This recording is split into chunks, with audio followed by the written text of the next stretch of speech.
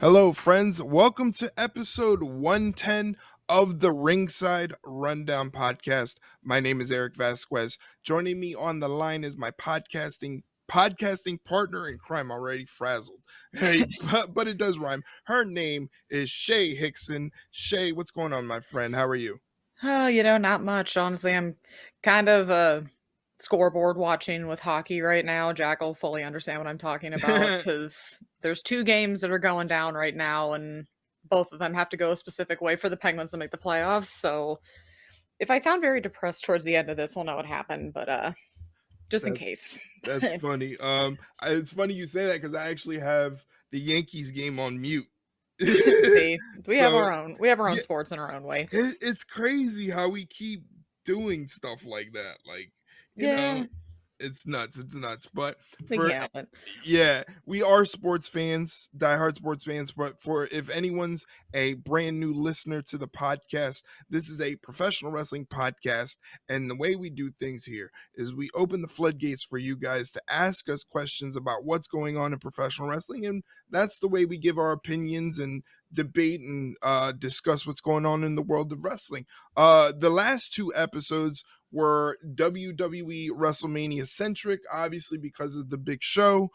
So they weren't question and answer based, but this episode in particular, we're going back to our original format and what a episode we have in store for you guys. So many things to cover, so many things going on in the world of wrestling. It's going to be a big beefy episode, but we're not going to speed run through everything, but little small things we might give some quick answers to, just so that we don't develop a 2 hour and 45-minute episode that nobody really wants to listen to that long of an episode. So we're going to try to make it topical, keep it brief, informative, and also give you that good ranting stuff that we go on, because you have a rant that you want to go on for later. Oh I yeah. have a rant that I want to go on. I had to take notes about the stuff that I wanted to talk about, which, you Me know too. me, I hate taking notes on wrestling. It's stupid. Yeah, I know, but we have to. Sometimes you just got to do it. Yeah, I guess so. So, yeah, why don't we get right into things? Like I said, we have a lot of questions. So, what's the first question on the list? All right, so we're gonna start with Jeff, who's back with some questions. Him and I were talking about this a little bit today. He was a little mad about what Mm, happened at WrestleMania because he would like to know, what do the Joshi have to do to get the WrestleMania moment. Asuka especially needs her moment, but she's forced to eat losses each year. Io has time, Kyrie may have time, but Asuka needs her moment. Yeah, out of the three of them, the clock would be ticking on Asuka before everyone else. right. I mean, I told him I was in agreement. I wanted Dakota to win. I wanted Damage Control to win. I just knew they weren't going to. But Mm, yeah, I feel like hopefully, and I was kind of telling him, I feel like now that Triple H is fully in control, we just have to like trust the process with him because yes. you saw what he did with these everybody that we just mentioned in NXT. They're capable of doing that on the main roster, and he's capable of putting that together on the main roster. It's just gonna obviously take some time to undo the massive mess that was left Yeah. to him by somebody else.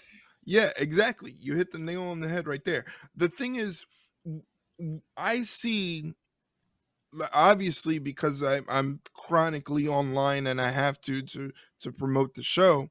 I see these things where if fans don't get what they want, they automatically go, "Oh, it's the same old shit."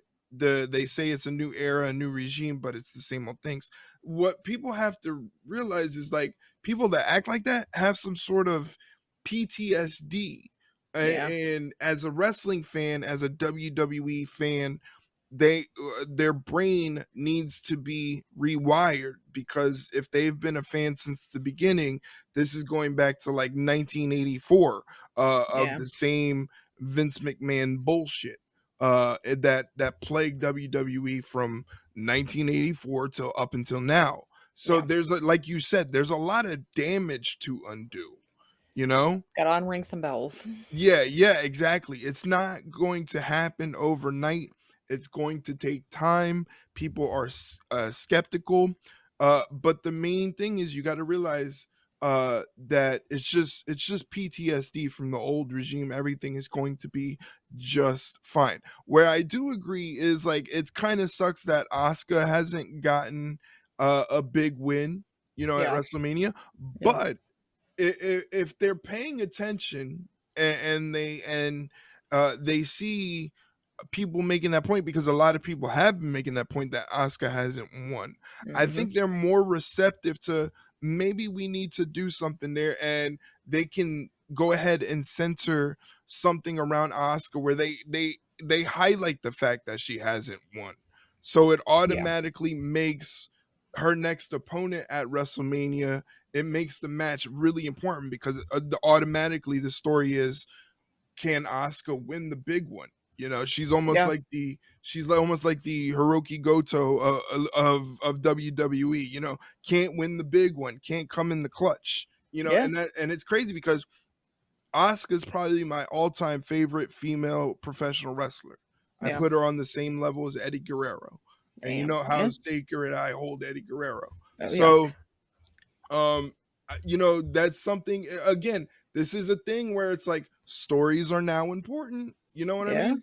Yeah. So again, if we're looking for an angle where we can create a small little story, it simply goes, well, Asuka hasn't won the big one for some reason. Is she not clutch? Then you can do a whole thing of self-doubt, Mhm. da da da da da. Has Asuka lost a step? Is she as dominant as she used to be? Yeah. Something like that. And then you can turn it, by then, hopefully Julia's called up to the main roster. Yeah. Um, Oof. you could do something with Io Sky. Yeah. We've Yeah. always wanted that Io Sky one-on-one, you Yeah. know? We've been So if waiting. it would suck because it, a match like that for Asuka, for it to be a big one, I mean, you can't just go strictly WrestleMania and call it the big one, but I feel like it would need like a title, a Yeah. championship title on the line, which would suck because that would probably cut Bailey's reign short. But again, you have to balance out whether you want the long reigns, long championship reigns, and the short ones. So there's some ways that you can take the title off of Bailey, maybe put it back on Io, and still say, well, Bailey had a really good reign. She had some great matches, some great defenses. So if she ends up with a 9-month reign instead of a whole year, it won't be as bad. You And know, she could also drop it at SummerSlam in the triple threat that I keep praying for. and there you go. That's another one that they could do. Again, it's all about, they need to balance the quality of championship reign over the quantity of days that the title has been held. Sure, Yeah. it gives it prestige. You see what it's done for Gunther in his career, but you can't. That's not going to work for everybody. And I know No. we have a question about women in the title reigns and Hmm. injuries, so it kind of plays into that. But again, that's as far as like Japanese, why don't they seem to be given the big wins at WrestleMania? I understand the situation, and the most glaring of it is Asuka's 0-6, but Yeah. I have faith they'll turn that around. And again, that's something they can use to elevate the match into a big story for WrestleMania 41. Yeah, I agree. It's just all about timing, and Triple H is very, like you said, very receptive to social media and just Yeah, media in general and what the yeah, fans are like talking about. Because just look at the whole Maxine Dupree thing; he turned it into a storyline. exactly. He and the creative department at this moment really can decipher what is constructive, between what is constructive and what is just engagement yapping. They're Yeah, just people yapping on Twitter.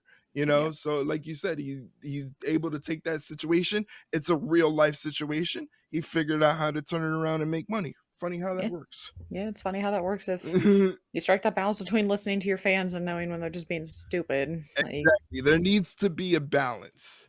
yeah, exactly. Sometimes talking isn't always good, Right. Bunch but of yappers. Bunch of yappers. yeah, and that's what the internet wrestling community is. But Yeah. yeah. All right. So next question is, what do we think of the new tag belts? They definitely seem to have stuck with a theme for Raw. I don't mind them. Hmm. They look good. My only thing is just don't put the fucking Velcro on them this time. Yeah. Kind of That's makes it like a cheap. Toys R Us replica.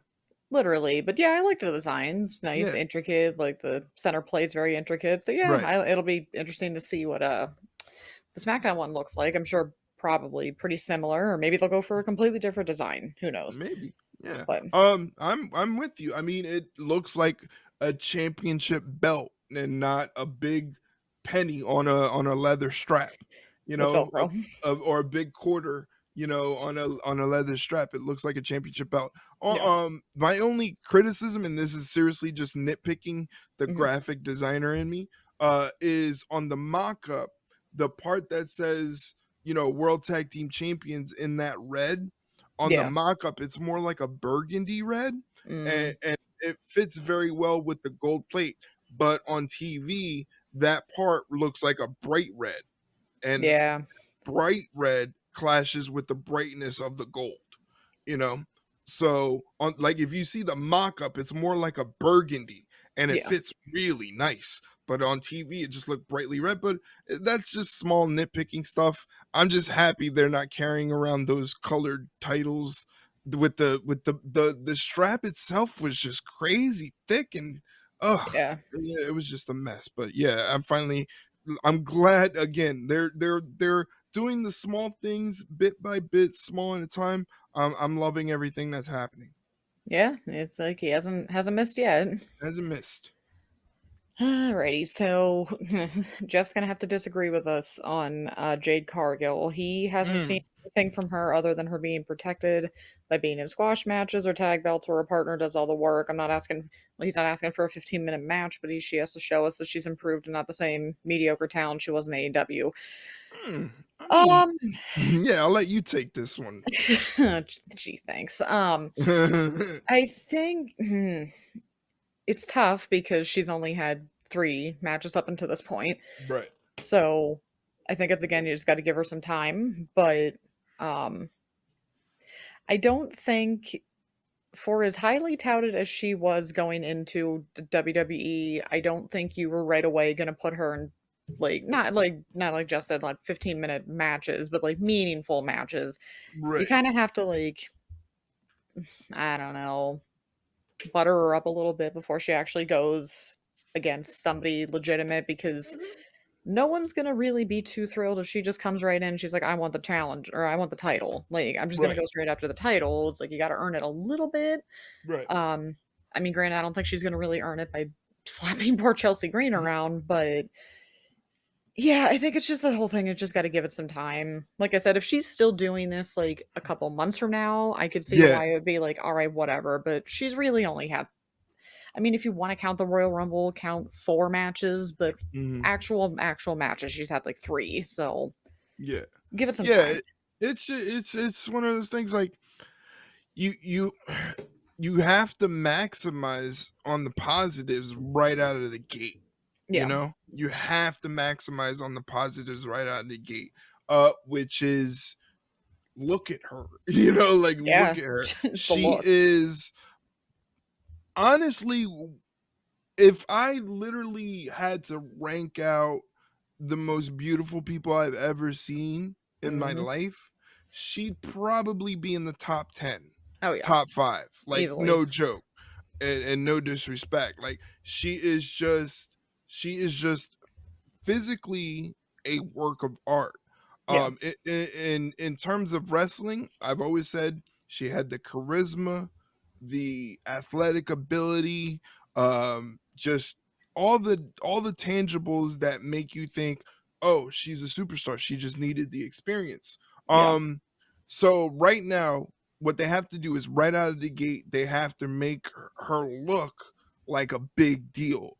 And to make her look like a big deal with a body like that, with the power and the athleticism, the beauty and everything, you can't showcase that in a even a 10-minute work rate match. You know No. what I'm saying? You can't showcase that. You can showcase you have to showcase everything she's all about. A perfect person, a perfect foe to that would be Chelsea Green because Chelsea can with the way Chelsea works, she maximizes on how impactful everything that Jade does. Yeah. with her facial mannerisms and things she does. To your point, if we head into the summer, like let's say SummerSlam, if we're heading into SummerSlam and they don't have a definitive angle for her and Yeah. she's still doing squash matches, then we can revisit that argument and say, when are we going to get the goodness, but Yeah. the one positive difference that I could say that WWE has done with her that AEW was pretty good at, but you could tell they were inexperienced. Yeah. WWE makes Jade look like a fucking superstar. I was stuck watching SmackDown at my mom's, and she doesn't really watch wrestling. Mhm. And like when Jade was on the screen and they did the overhead shot with the silhouette where the light was Yeah. just amplifying all of her muscles and everything, even my Mhm. mom was like, "Holy shit, who's that?" So AEW did a great job of figuring out how to showcase it, but they didn't have the 71-year experience that WWE has. Yeah. And obviously, WWE took advantage of that. And that's how it is because literally it's just like now you see the superstar, like bam, bam, bam, it's in your face. Yeah. So, and I honestly think like it's gonna I would honestly think they're gonna start getting the ball rolling with Jade in terms of getting her into a story. I mean, the Bianca stuff at first I was like, I didn't want them to put them together because obviously you want to see them go at it, and Yeah. it's almost like you look at both of them and you're like, yeah, they would make a great tag team, and then you see like, yeah, they do make a great tag team. So it's like it's a win-win. Yeah. Exactly. And it leads to eventually they will one's gonna turn on the other, and then there's your story right there. Right. So I think honestly, because Jade has that sort of charisma where she can be that cool heel, yeah. I think that's the way they're gonna go with that. And it's gonna be some good stuff. We're gonna see some good stuff. Yeah. Like I said, sometimes you just gotta sit back and wait a little bit. Can't get Yep. the instant results. Right. Take some Yeah, time. for sure. Mm. So sticking with the women, Jeff may be in the minority here, but he felt that Io's reign seemed like it was cut too short. She was extremely underrated champion and showed against Bailey why she deserves to be champion. Because I mean, their match at WrestleMania was fantastic. It was one of One the of the best of that. better, yeah, one of the best on the card. Exactly. Do we think she will have another run as champion again? Oh, I'm sure of it. I Oh think my so. God, yes. Triple H Yeah. is gonna give Io Sky a Hall of Fame career.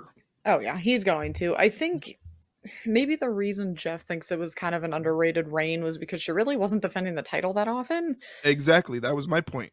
So I feel like because I think I looked on Cage Match and before WrestleMania, her last title defense was in January. So Yeah, it had it's been a couple months. yeah, it's again the balance of quality and quantity. You know, Yeah. you don't want to burn them out as champion, and you don't want to force it down our throats. Yeah. You know, but we do need to see a balance of okay, let's get some title defenses in there. The weird thing is like the Io Sky thing happened kind of in the middle of the transition of eras, Yeah. you know? Yeah. So it was kind of like she was still kind of stuck in the muck, you Yeah. know? She Yeah. was just getting out of it. And by her just getting out of it was that she had that almost kind of breakout performance at WrestleMania 40, you know? Yeah. How sad is it that that's the breakout performance But on paper? It looks like on paper the breakout performance, and that's when she loses the title, which is a but shame. again, But it's one of our things that we talk about how even in a loss, it's still a win, yeah, you know? And exactly. yeah, so they can carry that. And his question is she going to have another title reign? Yeah. Yeah, Yeah. like that. Multiple. Yeah, she's gonna have multiple, and unless there's an angle that really really makes sense, she's not gonna be a transitional champion in any of those reigns. Like I said, unless they do something where it makes sense, Yeah. So yeah, I'm literally. It sounds so biased and so homerish, but like I just trust Triple H, You gotta let Like him cook. yeah, yeah, and I'm again, it's not a tribalistic thing. It's not a I trust Triple H and I hate Tony Khan or anything like that. It's nothing Yeah. like that. I'm just saying strictly for the parts of the WWE product that I enjoy as a fan, Yeah. I trust what Triple H's judgment is and what his creative avenues that he's trying to pursue. Yeah, exactly. Oh boy. All right. So what do we think is going on with the bloodline? It almost seems like we're being led towards a bloodline Civil War storyline again. And I'm fucking here for it. Oh yeah, I was not expecting what had happened on SmackDown at all. I'm like, oh shit, Yeah. they're really going for this, aren't they? Yeah, it's almost like you know, hitting the heart defibrillator to someone in the ambulance. Get the paddles. Yeah, with the paddles, because it's like right when we got comfortable closing that book on the bloodline, it's No. almost like another book in itself, another Yeah. like a George R.R. Martin situation where it's like telling the same story, but instead of in chapters, it's whole ass books. Yeah. So we had the Cody versus Roman book, and now we're going to the Bloodline Civil War book, which is going to be insane. It's gonna be And wild. yeah, I think it's honestly the main part of it is going to be maybe a battle for a championship title, but I think what it's going to boil down to is going to be a battle for the title of head of the table, tribal chief of the Anoa'i Fatu bloodline. Yeah. You And then when know, Roman comes back, it's like, oh, so you thought you could just take my shit.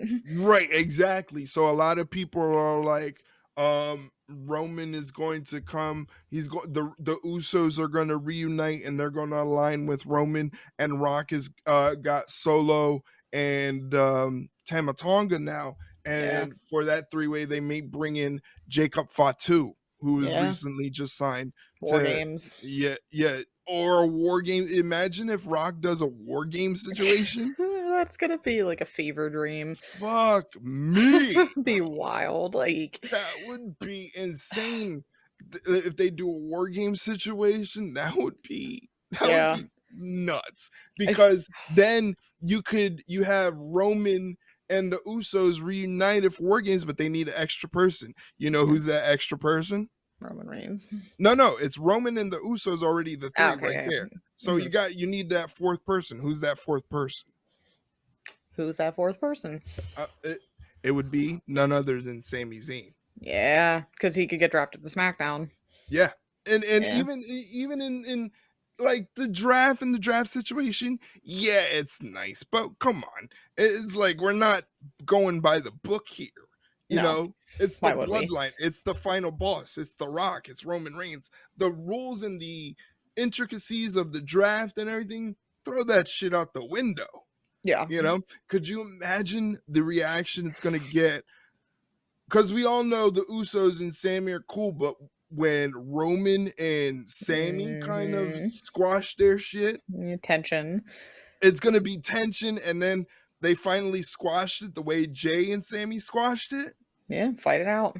Oh, bro, It's gonna be insane. that I would think be oh it just made me like laugh when I watched that clip from SmackDown because I'm like Triple H looked online and saw all these people shitting on Sol Sikoa because he hasn't won since he beat Cena, and he's like, "Oh, I'm gonna show you guys," yeah, and he did.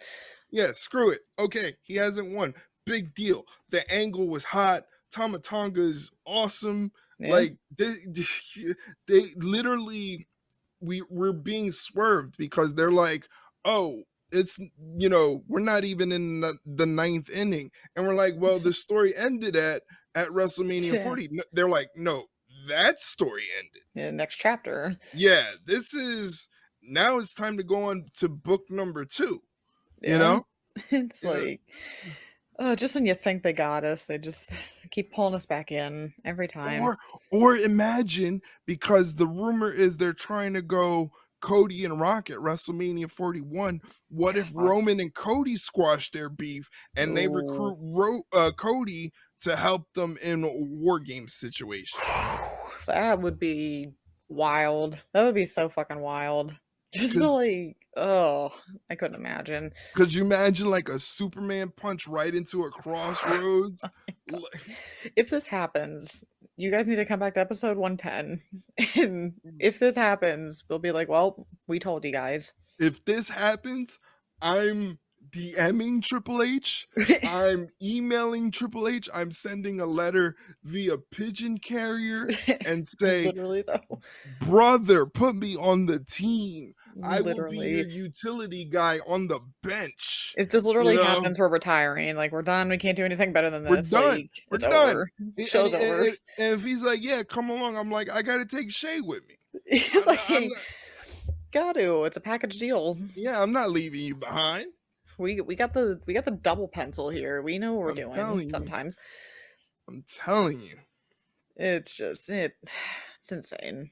Um I just keep looking back at my scoreboard here. So one of the teams I needed to win won, so we're working on it. We're Well, getting there. good for you. I'm so happy for you. Obviously, I'm not sharing the same sentiment.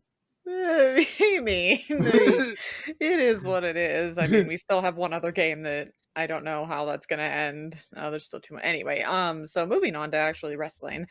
Um, so it's official that Mayu Iwatani and Sarai, obviously formerly known as Sarai in NXT, will battle it out for the IWGP Women's Championship next Saturday, I believe, the 27th. What do we expect from this match between these two amazing talents, and who do we think is going to win? It's very interesting a time right now in terms of Joshi wrestling and the fact that obviously new companies are popping up, you know, which means new opportunities, and being the fact that we live in an age where everything is easily accessible, you Yeah, know. yeah, It makes me feel bad because I I should be on top of these things as a wrestling fan, you know, because I've never had an issue where I was like, I don't really enjoy Joshi wrestling. yeah, I my thing is I have to consume it sort of in small bites. If I jump right into it, I feel like I'd be overwhelmed because I'm trying to figure out who to invest in, trying to figure out any stories. Where really the reason I kind of, when I see any Joshi content, is because I'm looking at the physicality of it. You know, yeah, that's what intrigues me. So in terms of this match, it's like I can't really give a definitive sort of analytical assessment because it's just, I'm being honest with you, full transparency. I should know, I should be up on some sort of Joshi stuff, but I'm not. But again, this is one of those things where you've heard these names before. oh yeah, If you want to, if you want to get into Joshi wrestling, these two names are two names that you should start. I mean, Sari had a brief stint in NXT that didn't go too well, but yeah, you did get a small sample of what she's capable of doing. That sort of basement drop kick into where the opponent is on the ropes, sitting on the ropes, and she hits that basement drop kick. I yeah, looked at that and I went, holy shit, like that was full on intent. And so that sort of stuff is good because again, it's like that'll transition to into like, okay, so NXT has this new girl named Julia. She comes from that background. Let me see some of that stuff so I can get hip to her when she comes. It's a tweet that I made on Twitter before a couple days ago. There's this weird thing where it's like we had an episode where we're like, if you don't know a wrestler, you know, simply just Google them. yeah, Hop on YouTube, type in their name, and a world is going to open up for you. We yeah, literally had a whole episode about that. It's weird that the whole not knowing a wrestler thing is a point of tribalistic argument in the wrestling yeah, community yeah, because the way I look at it is we all love professional wrestling, right? yeah. It's over here. Imagine we've been professional wrestling fans for all our lives, multiple years, and there's still parts of professional wrestling that we are not informed about, we've never seen. And when we get to that point where it's new things that we've never seen, we're literally unlocking new parts of things that we say that we love and we're passionate about. Yeah, You know, the yeah, newness of that love will continue because wrestling will continue to be new and it'll evolve. And there's so many new wrestlers to get into. You know, speaking of Joshi, they just started a new promotion, Miracle, yeah, which is great because if you don't know a lot of about Joshi wrestling, you could literally watch a promotion from the ground up. Yeah, And literally. you can get into Marigold and see what they're about. So again, it's like if we love professional wrestling, not knowing an aspect of professional wrestling, discovering it and seeing if you can get interested in it, that's kind of cool, don't you think? Yeah, I think so. Like you said, Google's a fun thing, and Yeah, just social media is a fun thing. You can look it up and see because definitely, these definitely. women aren't anything to mess with. Yeah, As far as who I think would win, you could literally put it on either one of them and be like, yeah, that makes sense. That works. Um, I'll just go Mayu Iwatani just for the hell of it. is she the one that has the spinning roundhouse kick? I believe so. Is I that think. her or Hayashishita? I think I'm it's sure Jeff Mayu will. Iwatani.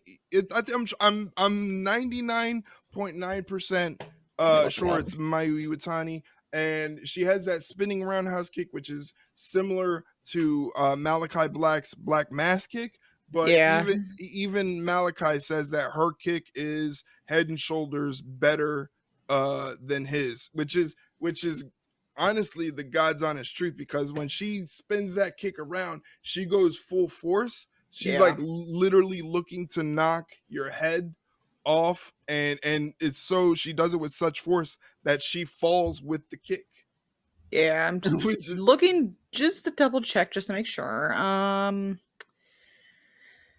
this is This why we need a producer. is why we need a Jeff on here. He would Yeah, tell us. Um,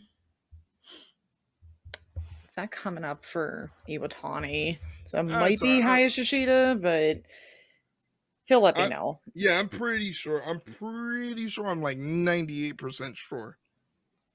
Yeah, it's either Iwatani or Hayash. It's one of them, but either way, I've seen the video and I'm like, good God Almighty, like Yeah, it's pain. crazy.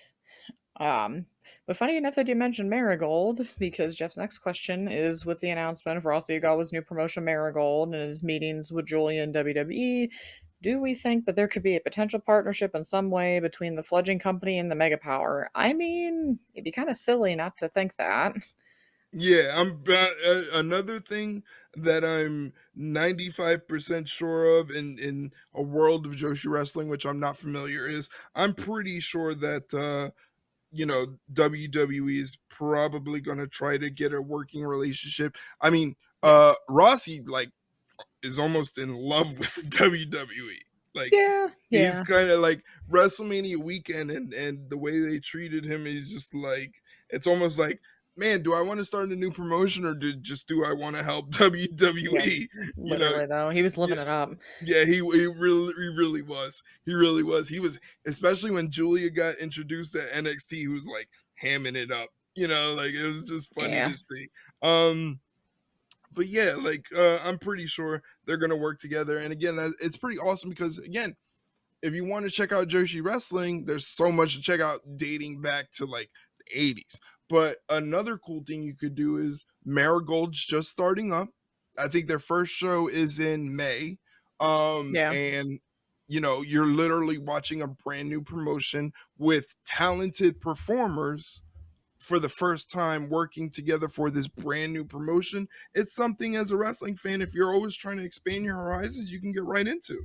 Yeah, exactly. It's like it is a very good time to be a wrestling fan right now because God knows you have enough options that you're going to find something you enjoy.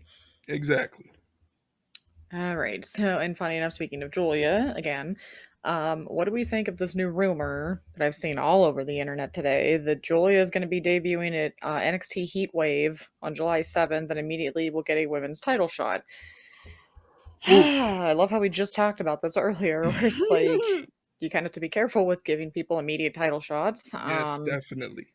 But if it's her and Roxanne, though, I mean, like that would be a very good match. But also, unless it's like a multi-woman match, maybe like I don't know. But I mean, you got to introduce her at some point. It also just depends on how they do it. And again, I don't think Sean's going to be silly and just throw her into the thick of it for the sake of her name or it's Julia and she's one of the hottest free agents we've signed, but there's gonna be a reason. There's gonna be like something. Yeah. Yeah, it is dicey. It's a gamble. And as a wrestling fan, if someone made the argument that, why is she getting a title shot right off the gate? If somebody made that argument, I'd kind of say like I agree with it. But if somebody was like, I don't care, I just want to see her wrestle someone, and if it's for a title shot, that's cool. Yeah. But what was I gonna say? Again, it's just that we're so nervous Yeah. because of what we're used to, that we have to analyze everything, and it's almost like we almost have to now relearn the WWE style of professional wrestling in terms of their product. And that trickles down to NXT. They're gonna do some things that are like that go against the norm of professional wrestling or WWE style professional wrestling. Yeah. So like again, if it's going up against Roxanne, that'll be pretty cool. My thing is Julia has that reputation of being super like stiff, and I'm not knocking her for it. I'm just saying, if she's like super stick with someone as small as Roxanne, it's gonna be an incredible visual. Oh, yeah. But again, in terms of her getting a title shot rumored, if someone as a fan is like, yeah, that's kind of sucky because she's just coming in getting a title shot, that's a valid argument. And if Yeah. someone's like, you look at what she's done, she's a big deal. They're gonna make her a big presentation, so it's gonna look cool to have her in a title opportunity. And if Roxanne's still the champion, it's obviously a positive for her, you Yeah. know. So Yeah. you can look at it that way, that it really benefits Roxanne. She's gonna be in there with a world class performer. So, there's different angles, but I understand both sides of the argument. Yeah. It's a double-edged sword, as you say, but I have faith that Sean will know how to do it. Yeah, it's gonna be good. Yeah. And like you said, Sean and Triple H kind of share the same wavelength in terms of Yeah. their creative. And I got to give Sean credit because we know how critical we were of NXT 2.0. They've Hmm. really turned it around and made that show something that I can't wait to watch. Yeah, it's become worth watching again. Like, I mean, it's obviously not on, of course, Black and Gold NXT's level. I don't think anything will ever really top that, but Right. it's still it's better than what we had, which was ugh, Yeah, it was crazy. But to correct myself, I was wrong. oh That no. spin kick that I was talking about belongs to Miyu Yamashita. I'm probably not saying that. Ah, Yamashita, yeah. Yeah. Okay, it yeah. Yeah, yeah. belongs to her. That's someone I'm definitely gonna start Googling. Google that name because that spin kick will probably come up first. It's just so Yeah. lethal. It's just so it's literally out of like a martial arts, like that new style raid combat performance kick. It's just insane. So I'm gonna research that stuff because now Yeah. I'm into researching for the podcast. Yeah. Yeah, we because we got to do research now. That's our Yeah, thing, I guess, we're trying especially. to be super serious because now this stuff is starting to cost us money. Yeah, yeah. It really is. But oh well. Well, I'm pretty sure we just got eliminated from the playoffs, so whatever. All right. So anyway, so we're canceling the episode. Show's over. Man, Um, as soon as I said we're about to get more serious, it's like, oh, we're done. fucking Capitals, I swear to God, God. goddamn Capitals. Jack will understand too. He hates them too as a Rangers fan, but still. Whatever. Anyway, moving on. So that was all of Jeff's questions. So Jeff, thank you as always. We Thanks, appreciate it. Jeff. Moving on to Jack's questions. Funny enough, from one depressing situation to another for me. Did Rhea Ripley really need to vacate the title? Roman went 130 days without defending, and Io only had two title defenses between October and Mania.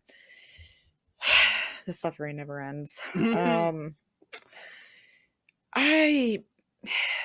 It's so tough because you want to say that you can see both sides of it because it's like, yeah, it always seems to be the women that have to vacate him, but then it's also like they did it with Roman, I would assume like storyline reasons, and he actually Right. wasn't hurt. And from what I heard, she screwed up her AC joint, which pretty much connects your collarbone to your shoulder. And Mhm. if you can't even, because I think it said it was going to take 4 to 6 weeks to even be mobile. So a month and a Right. half of not doing anything kind of would be hard to get that whole feud with her and Liv going when she can't even move her arm, which Right. means no brawls, which means no tension, no drama, no nothing. So, I mean, they did a pretty good job last night on Raw, to yeah, create something with what they got. Like you said, there couldn't have been any physical contact, but I think they did what they could do in this situation to make people pay attention. yeah, exactly. It's just, Yeah, it you sucks. can only do so much, but Yeah, I hated it. I was yeah. In sitting at the terms, Penguins games and I saw that, and I'm like, she's opening the show. I'm like, God damn it, I knew what was going to happen. And it did. the worst part was the kind of moment backstage between her and Oh, the Judgment Day, and then her with Dom. It's almost yeah, like it's almost like they're in separate relationships in real life, but like if they weren't and this whole situation was real, it's yeah. like they have a chemistry with each other that is just like I don't it's weird because I don't want to be that weird fan that are like, "Oh, there's something between Rhea and Dom." Da, da, da, da. I Yeah. know there's not. I'm just No. saying maybe I'm just saying they're really good actors. Yeah. They're You know, very good at their jobs. yes, they're very good. In terms of the question about the title reigns, this falls back into the theme of this episode. It's relearning everything we thought we knew about WWE wrestling. Um, Yeah. the idea that the champion hasn't defended the title in X amount of days. Why do they have the title? Why do the women have to vacate due to injury? A lot of the men don't. I understand the sentiment, and as a fan, if they were to implement like a hard line rule, like you have to defend the title, uh, at least once every 45 days or something like that, Yeah. just to give it an element of realness to it, I wouldn't be opposed to that. I just think it almost goes back to your point about they're not going to be able to do anything with Liv and Rhea for the next 4 to 5 months. So, like, what's going on? It's almost like that's the situation they're in. They're only making her vacate it because they literally have no options in Yeah. terms of what she can do with the championship. And then if she has surgery, what do you do then? Like, Exactly. They haven't even determined whether she needs surgery or if she can just use physical therapy to cure the ailment. yeah. They haven't even determined that. So everything is up in the air. Um and again, it's like they're literally forced into a corner where Rhea can't even be seen on TV for the next 4 to 5 months. That's I don't even think depressing. Oh, I don't even think Roman ever took in terms of like the tribal chief reign, he never took a that long of no. a sabbatical, It just you felt like know? it. Yeah, it felt like it because he was a big deal. That's why Mhm. this stings because Rhea and Roman are like in terms of superstar level, Roman's the upper echelon, the top tier. Rhea's like right underneath, you know? Yeah. She may be the Roman Reigns of the women's division, you I know? mean, be hard to argue. Yeah, so it's like that's why this whole situation, her having to vacate the title, that's why it stinks. The silver Yeah. lining, the way I look at it, it harkens back to Triple H's return after his first quad tear, where he Yeah. returned at Madison Square Garden in Yeah. January. That's the type of reception that Rhea's gonna get. I'm crossing my fingers it's at SummerSlam for bias reasons, but And and I honestly watching because that era of Triple H was when Triple H was my favorite wrestler. You hmm couldn't tell me shit about Triple H to the yeah. point that like my mom wouldn't let me stay up late to finish Raw. Yeah. I had to have the TV on like volume level 1 and I hmm was not going to miss the thing. I even have it recorded in my VCR, but I'm still going to watch it live. Yeah. Oh You yeah, of know, course. and I remember that moment and the goosebumps of him returning and the reception that he got. Remember, Yeah. he was a heel when he left. Yeah. And it's almost the same situation, like, not as big, but, like, technically, Rhea was still in a heel faction, Yeah. you know? But Yeah. there's no way on this planet when that girl returns from injury is she gonna get booed. The No. roof is gonna come off the building, Yeah. you know? It's ugh. So that's the silver lining of it all. It's like, yeah, it sucks, but when she comes back, it's like she's back, you Yeah. know. Oh, yeah. So it's just 4 or 5 months. It sucks. It sucks that she has to vacate the title. The reason she had to vacate the title in terms of why doesn't this happen to the men, I think is simply because her injury is severe enough where they're backed into a corner where there's no point to even fly her in to be on TV, Yeah. you know? Exactly. It's just she needs the rest. Yeah, she needs the rest. Still makes me sad. Yeah, whatever. Anyway, before I get even more depressed, so Jack's sure that heel Chad Gable's going to be great. He was just disappointed that Triple H dropped the ball on the organic babyface momentum Gable had last summer slash fall. Yeah, I think, unfortunately, I feel like that can just be boiled down to like terrible timing. Mhm. If it would have been probably any other champion, any other kind of like underdog, like Sami Zayn, it could have been him. It Right. just didn't work out that way, unfortunately. So yeah, you feel bad, but hopefully it'll hopefully it'll turn out. I think it could. But yeah, he could have had his moment, but Right. unfortunately, just again, wrong place, wrong time.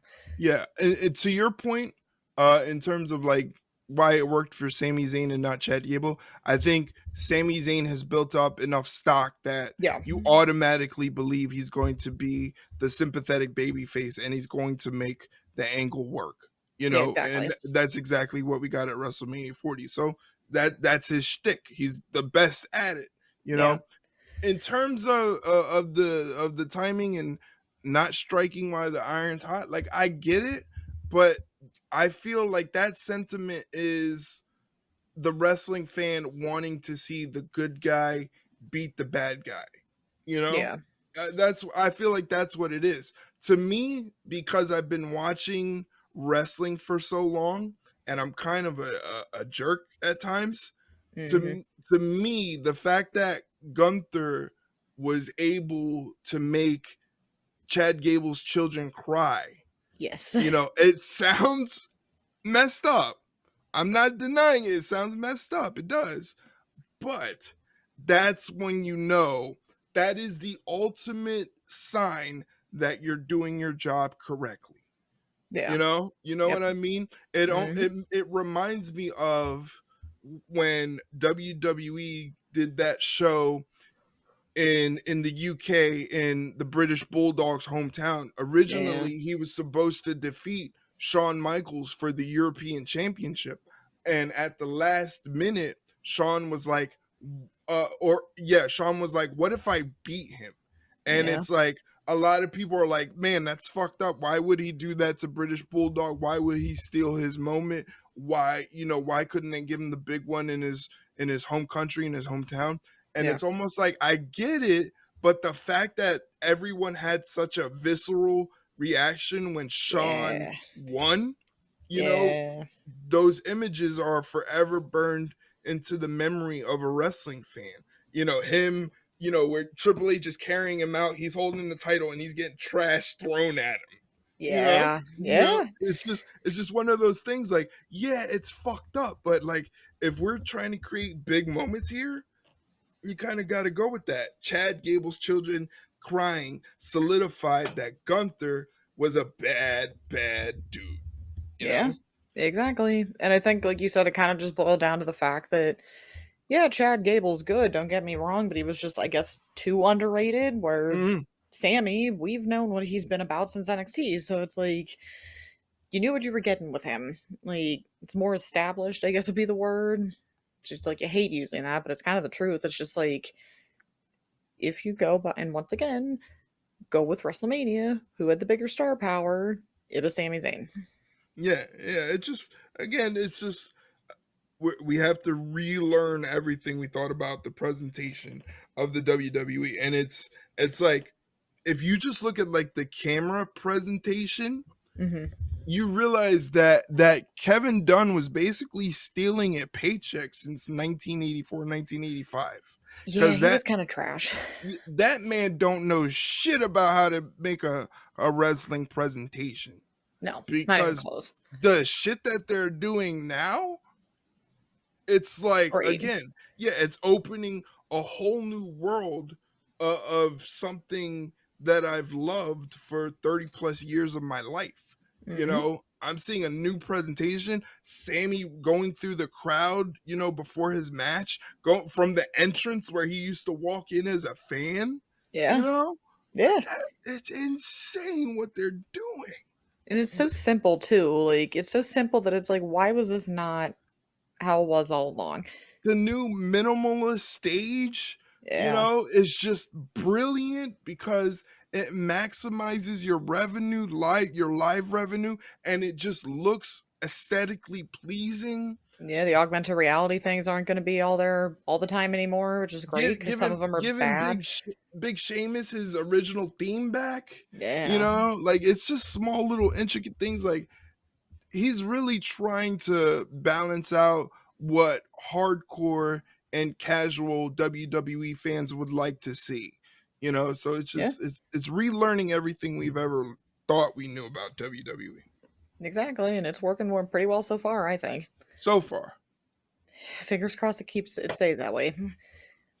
Um, all right. So Jack brought up a very controversial thing that happened last week in IEW.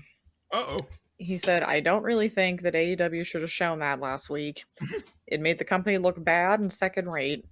And of course, we all know he was talking about the Chris Jericho match. Oh, you son of a bitch, what a swerve. Such a.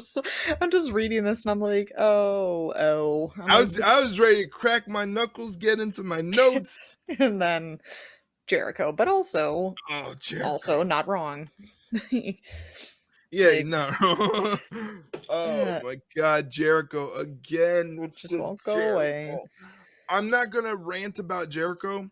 All I'm gonna say is what they're Ugh, trying to do with Hook and Jericho, no. they should be doing with Taz and Hook. Yeah, You yeah, know, that would make sense. it's the easiest, most logical thing. So the only way I see that they can rectify this is Hook continues to not listen to Jericho.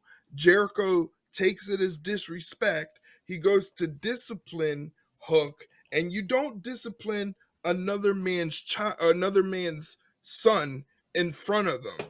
Yeah, Like, you know, like you don't do that. So that's gonna piss Taz off.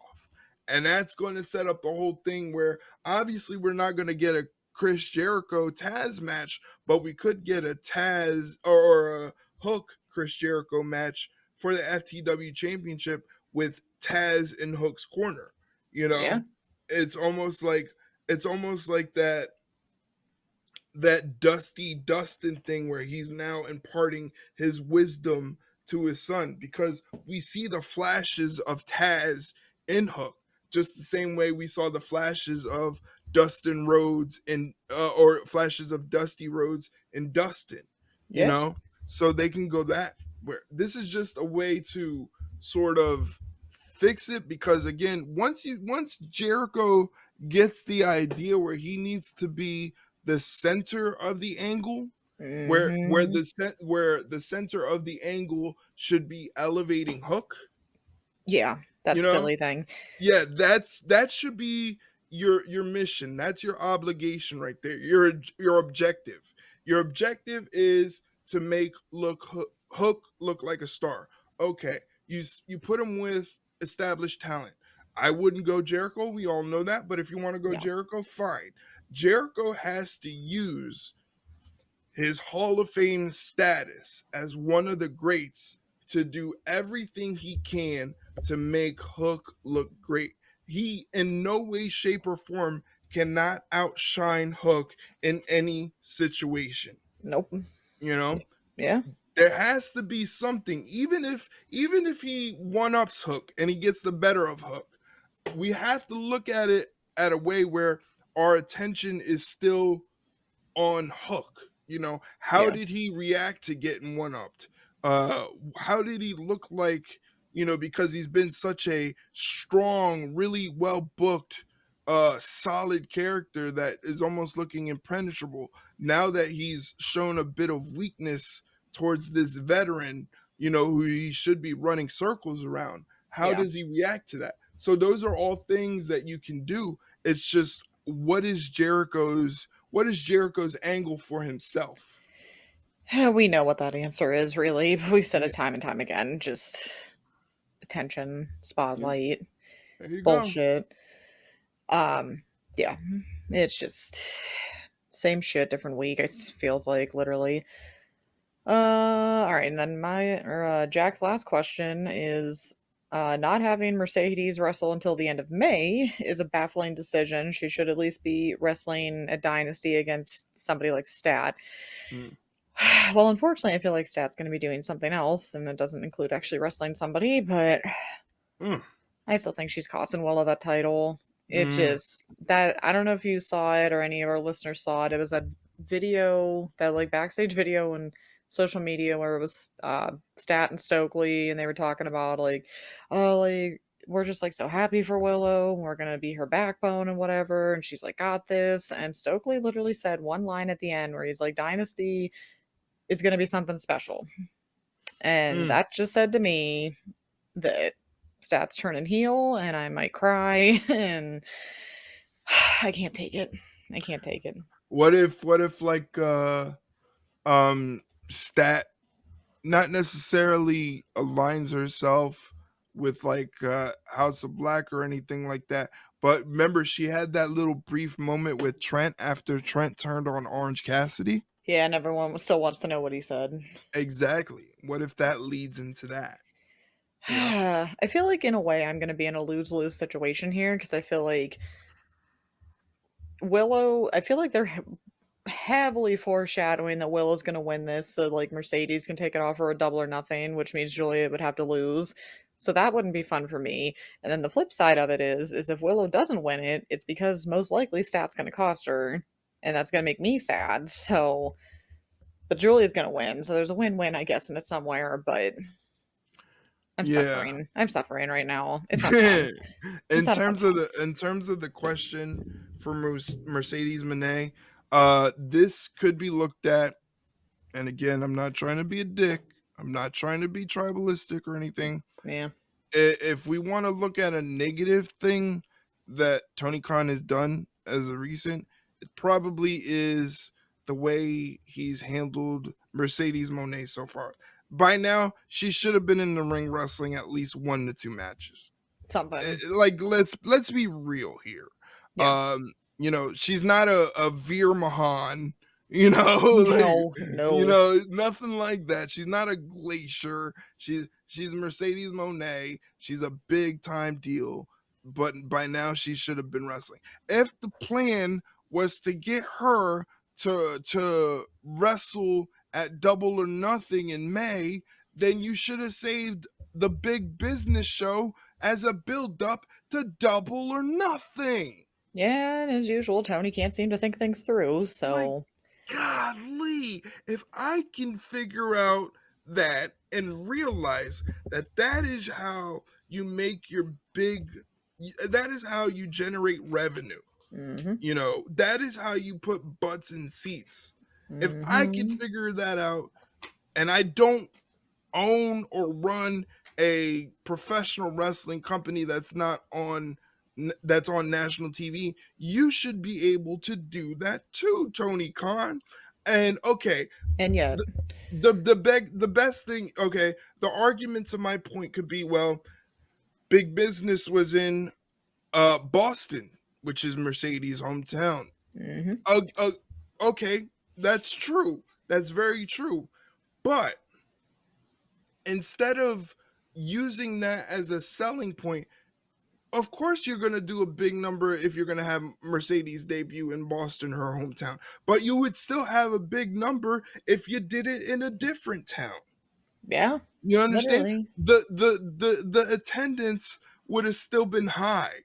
The vibe would have still been high. They would have still been talking about it. If you would have did the AEW Big Business Show debuting Mercedes Moné as an AEW talent on screen, you do that 2 weeks before Double or Nothing. You have her get physical, all right? You Mm-hmm. have to have her get physical the second time because let's face it, she's not a good promo. Yeah. She's just not a No. good promo. So No. you take those 2 weeks, you have her have some physicality, and it leads right into Double or Nothing, where she has her first match. She's still a fresh new AEW employee, but she's been here. She's been Yeah. here. It's week 3, and she's ready to go get the job done. Boom. Yeah. And yet, Why that's are not we happening. why are we debuting her in March when she's not going to be wrestling till May and you signed her in like January? Mm-hmm. And like you said, if she was a better promo, that would be one thing. You can at least hide it behind, okay, well, she's not wrestling, but at least she's like captivating the audience. She's not, oh, how do I want to word this? It kind of is like, ugh, I always hate doing this, but it's the truth. And I've told mom and I've talked about this every time since this woman debuted, Deonna Purrazzo. Fantastic in the ring. Obviously, you can never take that away from her. It's just something about her promos is just bland, I guess. She's just not a good promo. She doesn't have like that, I don't know, that little extra something, I guess, because it's just like, it always seems stiff or awkward. It always seems forced. It always seems like, Robot, like over yes, animated. yes, where it's just like, this does not come across as genuine at all, which is a shame because I feel like that's why she's been, in some people's minds, underrated for so long. But it's just like, yeah, you can work well in the ring, but if you can't get the fans' attention before that, kind of working against yourself at that point. But that's kind of how it is with Mercedes. She's fantastic in the ring. We know that, but not the best promo person. So it's kind of just like a slog just to get to Double or Nothing. But it's just, again, why did you have this happen so fucking early? Like, I don't get it.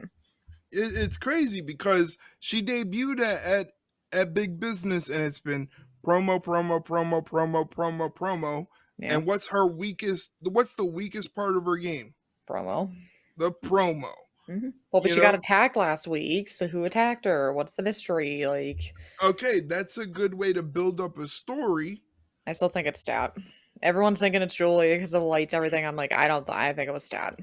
Okay, it's a good story, but Mhm. she still had the promo, Yeah. and it's Again, not a thing like it was a her sit down. prom It was a sit down promo this time, though. There's a difference. and it was a pre-taped, which means she should have been really, really fucking good. No, The thing is, it's not like okay, the promo is selling the angle. No, it's just the angle that we're getting invested in. The promo didn't do shit. It no. was actually quite awkward to hear Mercedes Monet groan and moan with the lights off like Yeah, that. that was so. Ugh. It made No, me feel like, oh, if I'm watching this in public, this is weird. Like this is gonna cause a problem. if I don't have headphones on listening to this, it's weird.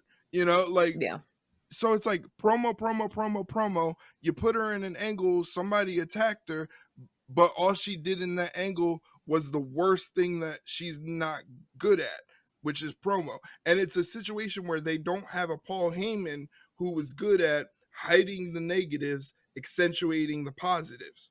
yeah. They don't have anybody in AEW that can do that. So Nope. they're stuck doing a pre-tape promo. They probably had to record it 100 times, and it still was bad. Yeah, it's. Yeah, yeah. But I don't know. Some of the decisions just made my head hurt so fucking bad. Oy vey. Anyways, so that was all of Jack's questions. I'm double checking to make sure I totally didn't just lie. Nope, that's all his. So Jack, thank you as always. We appreciate it. Let's go on to mom's. So mom has more obviously comments than questions because she's like, I always want to not have you guys constantly rant. Too 'Cause it's late. like too late, but we appreciate the sentiment though. We kind of talked about this already. The Chad Gable heel turn was completely unexpected, but it worked. It definitely I, worked. you know what? I kind of expected it. Well, you saw it I coming. saw it. Listen, the last heel turn to catch me off guard traumatized me for my entire life, and it was when the Rockers, Shawn Michaels Uh, and Marty Jannetty split up. yeah. Because Yeah, I was, that'd be one. yeah, I was like maybe 5 or 6. I Mm. didn't know what a heel turn was. The Rockers, I loved the Rockers that time more than Hulk Hogan. You Oh, know, so yeah. like when Shawn turned on Marty, I'm like, what the fuck is going on? Like, I'm crying. So Yeah. ever since then, I've been so traumatized by that turn that I'm like sniffing clues out, and I'm looking at body language You with the PTSD. yeah, with the with the suspect eyes, like what's going on here. So Hmm. like as soon as Chad had a problem with Sami Zayn getting the WrestleMania match and realizing they wouldn't turn it into a triple threat to placate him, Hmm. I'm like, It, you're like, it's happening. yeah. And I'm like, again, this guy's sole reason to go after Gunther is because he made his kids cry, which is Yeah. something you don't do. But You. what does he do if every opportunity for him to get revenge doesn't work out in his favor, or they flat out say no? You can't. You can only hold it in for so long. Exactly. So your mom might have thought it was unexpected, which is great because that's what we want in pro wrestling. But Yeah. a veteran of the trenches and Traumatized. traumatized from everything from I'm petrified of snakes because Jake the Snake sicked that cobra on Macho Man. That Yeah. traumatized Oof. me. Shawn Michaels turning on Marty Jannetty scarred me very deeply as a child, to that point where like you know how people just have one moment in their life and they automatically the guard comes up, they don't trust Yeah. anybody. Yep. It was like that moment was like, I don't trust anything that's happening in professional wrestling anymore. These people are awful. I was gonna say anytime you're standing next to a glass window with someone, you're just like, don't Uh-uh. try it. Don't Uh-uh. try it. Don't try it. Don't. Like, Uh-uh. uh-uh. But no, I understand it. It's I kind of was like watching it, but I also I was like kind of like looking, and then I was kind of like looking at something. I don't remember if I had my computer on or on my phone, and I remember I looked up and I'm like, ah, you asshole, you did it. You like, all right, I see you. Like you with that was like me with stat. I'm just like, I'm not liking this. I'm not Yeah, liking this one bit. it's definitely sus. It's definitely sus. Stat, I love you, but you're scaring me, and you need to stop. This might be my rockers moment when Stat turns on Willow. I'll be like, Wow, what if it is? God, I hope not, but we'll see what happens. Unfortunately, we have to wait until next week to find out. But, ugh. Um, good thing for us though. Finally, the House of Black gets a win. That was great. I just hope they do it a dynasty because I'll be honest, I don't see the other team needing to win because why would they? Like, just let the House of Black win a goddamn pay per view match, please. Like, that's all we want. Yeah, like I'm happy they got a win, but like It's never a meaningful win. It's always just like a to keep you in the pay per view running win, and then when you get to the pay per view, they have them lose, and I hate it because it's just like, just let them be what they were when they had the trios titles. For God's sake, they can do it. Like, I don't know.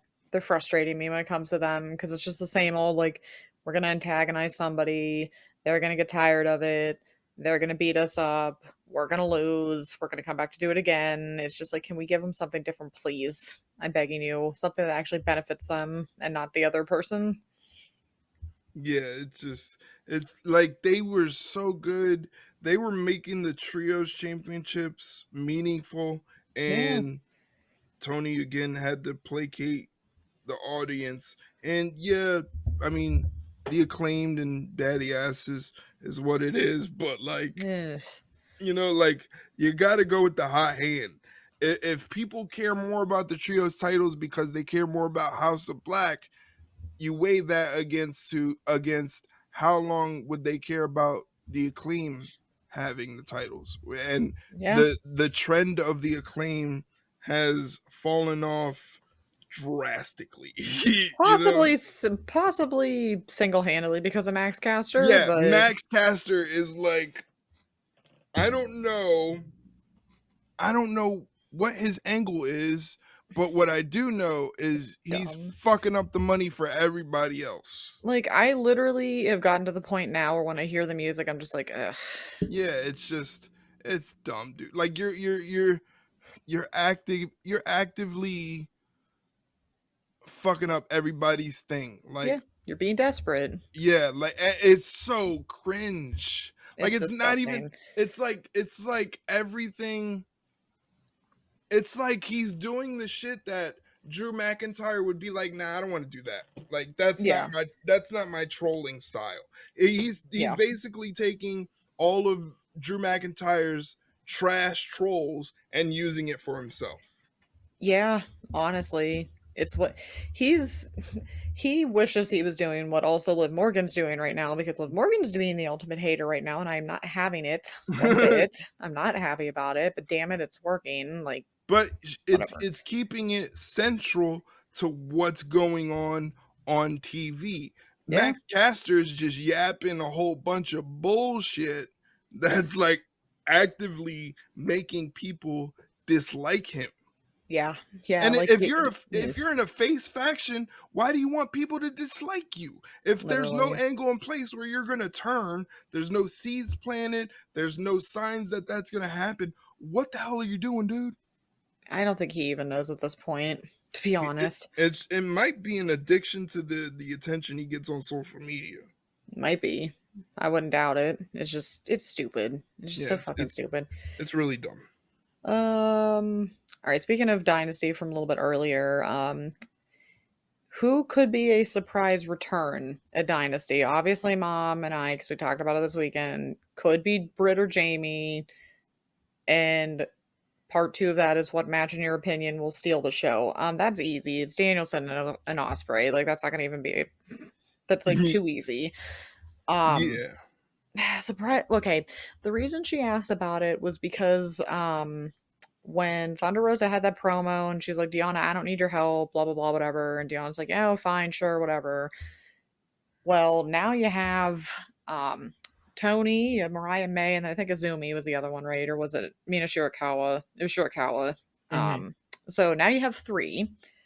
Even if Deanna begrudgingly tries to help Thunder Rosa, that's two. Who else are you gonna have to go like even the odds? So my thing was I had said it could be either or Jamie or Britt. I think personally it would make more sense to bring Jamie back to hmm help the good guys, and then Britt comes back and it's like, what the hell are you doing? You know I don't like Thunder Rosa. You know we have problems with her, and but then she's also torn because her and Deanna are best friends, which is just drama. So that was why she asked it. It was my fault. I apologize, but Hey, I'm saying give you the pencil on that one. I I'll sign up for that.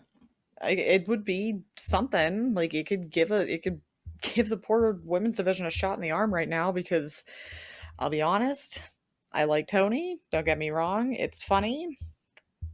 Kind of ran its course as a title holder. Like Ooh, already. I just we need something else. That's just the Mm, thing. It just seems like it's kind of the same old, same old. Like I would like to see Mariah May do her own things because she clearly in the ring has shown she can be more than just Tony Storm 2.0. right. I just need to see something different. Yeah. So I don't know if that necessarily means a title change, but I just need something else, just a little something else. So if there is a surprise return, I would like to see one of those two. I'd be happy with either one of those two. I don't know if it's going to be guaranteed to happen, but you never know. Yeah. Um I'm down with that. I would honestly go with either of those two. I would simply go with Hater. Hater would have been my first choice if I didn't hear your idea, but I'd go with your idea because it makes the most sense. There could be some signs that maybe MJF, but from what Yeah. I'm reading, MJF was really banged up. Yeah, yeah, he And was messed up. yeah, according to the rumors, these are just rumors, so I don't have any sources. This is Don't just yell at what I us. read. This is just what I read. You can read the same shit.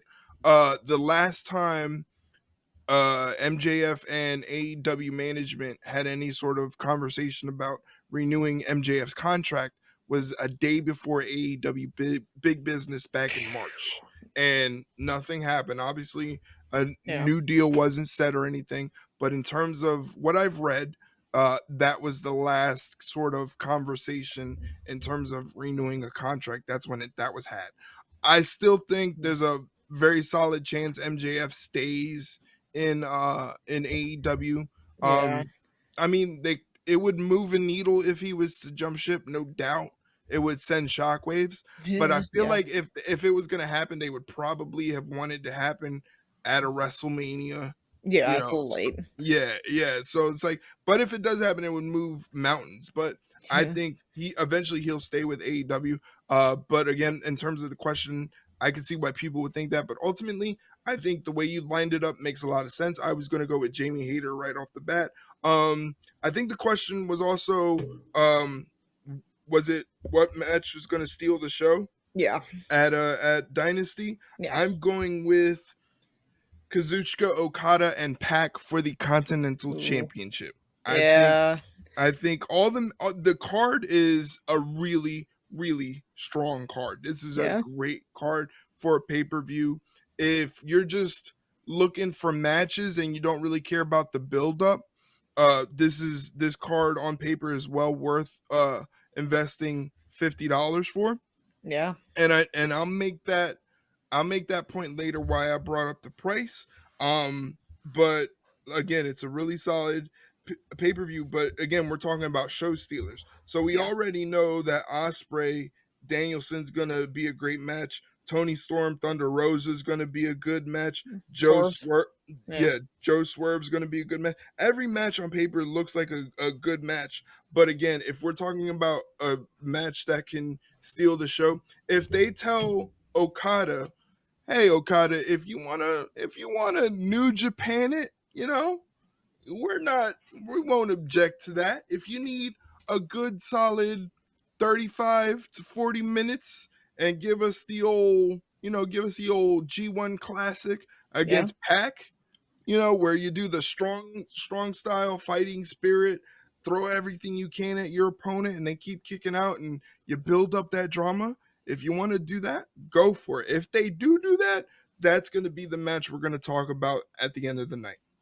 I honestly, I wouldn't be surprised. I completely forgot about that match. So yeah, no, that one's gonna be a fun one to watch for Yeah, sure. I'm really looking forward to that. I'm looking forward to the pay-per-view. Like I said, all Yeah. the matches on paper look great. It's really going to be a great night of solid wrestling.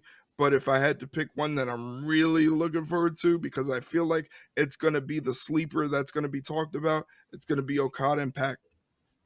Yeah. I'd have to agree. So let's just hope AEW doesn't fuck this pay-per-view up Mm, because the card looks very good. So yeah, just cross our fingers. All right, so this was just a comment. Obviously, Mom is having a very good time right now because Damien's champion. So she just wanted to say that the belt sure looks good around Damien's waist, which I it would does. agree. It does. It really does. So I'm like, you know what? I really hope they have him hold on to that for quite a bit Yeah, because I think he's earned it. So yeah.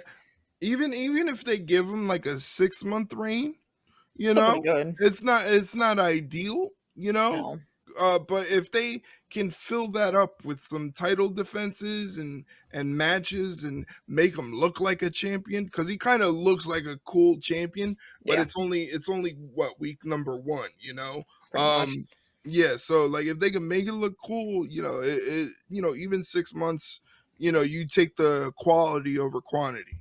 Exactly. So I think they'll do right by him. Yeah. And finally, we did kind of touch on this. What's happening to the bloodline? Wow, Solo. I'm like, yeah, Solo. took some charge for once. He's like, nope, It's I'm not going to be in the back anymore. We're going to be front and center. right. And the thing is, the point that I want to make is, yes, he's lost a lot of matches since he's beaten John Cena. He's on a losing streak, Yeah. but we have to keep in the back of our mind that Roman did say that Solo was the heir to the head of the table. Mm-hmm. He did say he was the next tribal chief. Yeah. And Triple H loves those little nuggets. yeah, he did say that. So I think that's the reason Solo went ahead and took Yeah. charge. Yeah, he dropped a line about wins and losses have consequences, and everybody's like, "Well, you lost to like 35 matches in a row." I Yeah. get it. I get it. But do you sacrifice that bit of continuity for the nugget of by the message of the current tribal chief, the future tribal chief is Solo Sokoa, and the Mhm. future tribal chief is no longer going to sit by in the shadow of Roman and wait for commands dictated by Roman through the wise man Paul Heyman, Nope. He and was not afraid to stomp on that phone either. right. And then Roman shows up and he's like, "What are you doing? Who's Mm. making these calls? I'm the tribal chief." That sets up the whole thing where it's like they beat down Roman and it's like, did Roman come back too soon? Was he Yeah. ready to come back? How come he looks so overpowered against Solo, Tamatonga, and whoever else? You Yeah. know? Mm-hmm. And I then mean, go ahead. no, and then he looks weak, and then he's got to do the only thing he can do, which is bring back, the Usos, Yeah. and you wait to that moment to reunite the Usos. And it doesn't even have to be a full-on reunion. I mean, obviously their strong suit is the Usos as a tag team, but there's a lot of equity in main event Jey Uso. You Yeah. know, Oh there yeah. can there can be a lot of equity in Jimmy Uso. We just haven't got there yet. No. He's kind of been a background character in the bloodline, a great background character because he's fucking hilarious, Oh yeah. but if they can move him to the front and capitalize on that natural charisma and charm, they can make him a big star too. So it doesn't necessarily have to be a full-on Usos reunion, but a reunion for the family. Yeah. And that is going to be a while. I mean, Triple H wasn't joking because remember, Triple H pretty much said, "Oh yeah, the next like phase for Roman's going to blow everyone's mind." So I'm like, "Oh God, Yeah, I'm not ready for this." And whew, yeah, they're could be a they're fun one. yeah, they're literally taking the best parts of a Marvel universe based storytelling with phases. They're Yeah. taking the best aspects of that and using that to tell their stories, which is pretty cool, you Yeah, know? it's working so far. I mean, I joked leading up to WrestleMania or the main event of night two was that it was going to be Marvel Avengers Endgame, and it Yeah. was, and it And it's was. funny because Cody's like, no, it's and I thought of you when he sent out this tweet. He's like, everybody thinks it was Marvel Avengers, but he equates it to the Star Wars story. Yeah, which You I'm know? like, you know what? That makes sense too. I'm like, he had a point there. Yeah, and I saw that and I instantly thought of you. Because I knew you'd be able to dissect it and make sense of it in no way that I could, because that's a world I don't know. Yeah, I unfortunately we don't have enough time for me to fully go into that, but no, I'm sitting there and I'm like, you know what? Damn it, that does actually make some sense. Like, I mean, in very small terms, like A New Hope is where like Luke Skywalker emerges as a potential hero to stop the Empire, which would be Roman in this case. Empire Strikes Back is he thinks he's ready, he gets his arm chopped off. Vader and the Empire seemingly win this battle, so that's WrestleMania 39, and then Return of the Jedi is essentially WrestleMania 40, where it's like he's finally powerful now and he has enough friends and support and whatever to win it all and defeat the Empire, and that's what happened. So It's a There you Cliff Notes have it, folks. version. So There you have it, folks, for all the nerds out there. the non-wrestling nerds, Yeah, you there guys are you welcome. Um, so that was all of Mom's questions and comments. So, Mom, thank you as always. go. Thanks, Appreciate it. Mom.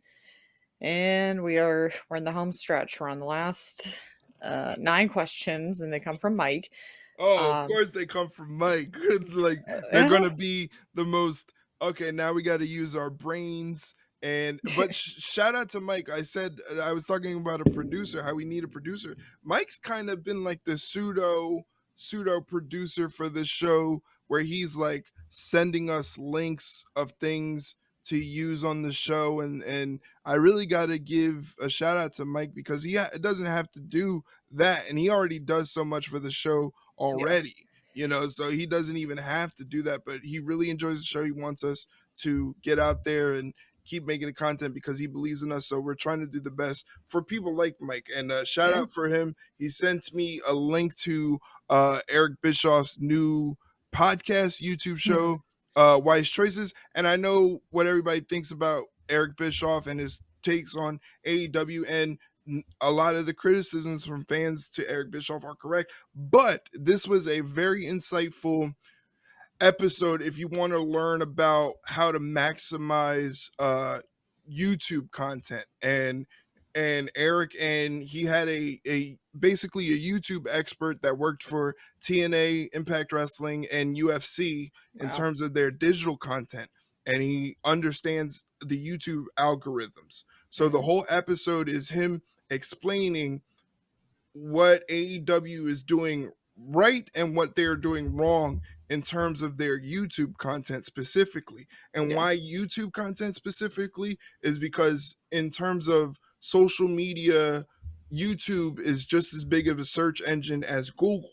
So yeah, a lot of people are on YouTube. So it's a really insightful episode. You should definitely check it out if you're a content creator in wrestling and you're just starting out. It actually made me think about, man, I kind of want to dabble in some YouTube content for the show. yeah. So shout out to Mike, man. Thank you for that recommendation. And again, Mike's like a pseudo producer for the show. Got to put them on the payroll, Yeah, right. Oh my God. the imaginary Another payroll. expense. Another expense. Add it to the budget. We'll deal with that later. Yeah. Um, so so obviously the very first it's not even a question. He just said number 1. I'm guessing you'll need the opening. Well, not technically opening. That was a lie. 10 to 30 minutes, hopefully not that long. On AEW airing the infamous All In footage. No question, just go. Oh. You said you had notes. I'm just gonna sit back and drink my water while you go for it. So Okay. All right. Let me crack your crack knuckles. my yeah, let me crack my knuckles here and get my notes out. All right. So this is pertaining to Tony Khan showing the footage of the brawl between Jack Perry and CM Punk backstage at the beginning of All In London. Hmm. Originally, I was kind of disappointed because the footage was shown the day our last episode went Yeah. live. So we've basically been stewing on this for about a week, and I'm thinking, a week, people are not going to want to talk about that, but I am Nope. sorely mistaken. People are still talking about it.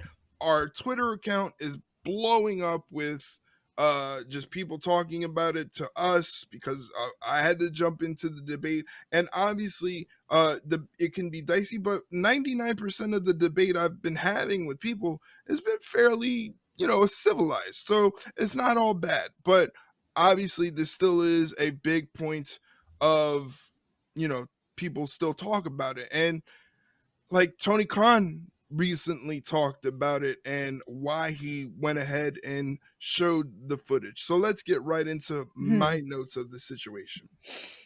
All right, as far as the brawl, Jack Perry doesn't come off as aggressive, so it seems like he simply said something to Punk that ticked him off. In Hmm. that sense, Punk was definitely in the wrong. Yeah. Uh, I fully agree that he should have been fired. His behavior in that moment wasn't professional. It was actually a detriment to AEW staff, performers, management, all that. So Yeah. he's 100% in the wrong. Mm-hmm. I'm strictly speaking as a fan, a viewer, a consumer of the product. The point of the segment from the Young Bucks was to promote their match at Dynasty against FTR. The way they're doing that is they're trying to say that because of the situation with Jack Perry and CM Punk, and being that the Young Bucks are EVPs, they did not have adequate time to diffuse the situation that was going on because they're in management. They didn't have enough time to prepare for their match as performers. They wanted to say they didn't have enough time to pray and prepare for their match. Yeah, sure. And because of that, that is the reason why they ended up losing to FTR. And it was because they didn't have that preparation. They were so upset. That's why they didn't shake FTR's hand. Okay, if that's the angle you want to go with, that's fine. My Tony, that's basically what Tony Khan said in a recent interview, and I'm saying it recent as in a day or two. Yeah. That's basically Tony Khan's response as to why he showed the footage. He simply wants to get the angle over. From my perspective, you could have gone with the same story, the same exact angle, and if you didn't mention CM Punk or show the footage, if you kind of alluded to it and say, there was a situation before our match at All In that involved one of FTR's buddies, Mm-hmm. and then Yeah. you go with we couldn't prepare, pray, and that's why we lost the match.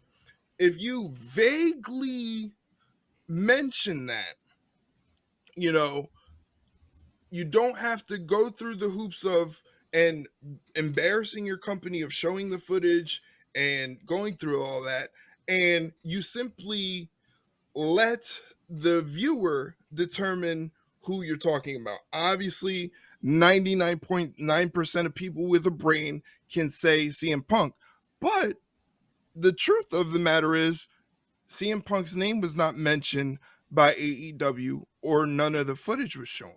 So if Yeah. you want to assume it's CM Punk, go ahead and assume. That's up to you. Yeah. You know what I'm saying? So in terms of getting the angle over, it was not necessary to mention. Well, they didn't mention Punk, but simply by showing the footage was not necessary. You could have got the No. same exact story over, and it actually would have shown some creativity if you would have vaguely alluded to the situation with Punk, but not mentioning it, leaving it up to us to make the assumption and run with it. Yeah. So that's my point there for that. I'm not done yet. No, keep going. I'm good. They used the Punk drama to say it didn't allow them to prepare for the Mm-hmm. match. That's their selling point. And by using Punk in the situation with the footage, it's not even good enough to make you care. It's Yeah. almost like by showing the footage, you undercut the creativity of the angle. Yeah. You understand what I'm saying? Mm-hmm. So, as a fan, that aspect doesn't make me want to watch the pay per view, much less shell out $50 for the pay per view. And remember, I said I bring up the price point earlier because Mm-hmm. of the simple fact that the pay per view itself on paper is a super solid pay per view. Like at the end of the day, if you're going to rate this on a scale, it should come out like an 8 to a 9, Yeah. Oh you yeah. know, based on what's on paper. Hopefully. Only one person is at fault, and that person is Tony Khan. Mm-hmm. He allowed his pettiness to cloud his judgment. It screams of desperation to Yeah. pop a rating. It's He most WCW shit. he most likely succeeded, but it's not something that will be sustainable. If he was a true boss, these issues wouldn't have been close to happening. Meetings, peer moderation, a good employer would assess whether his employees who are becoming a liability to his company are worth employing. Yeah. That's what a good boss does. Mm-hmm. Again, he's using his pettiness and he's trying to play the role of Paul Heyman. He's just not good at it.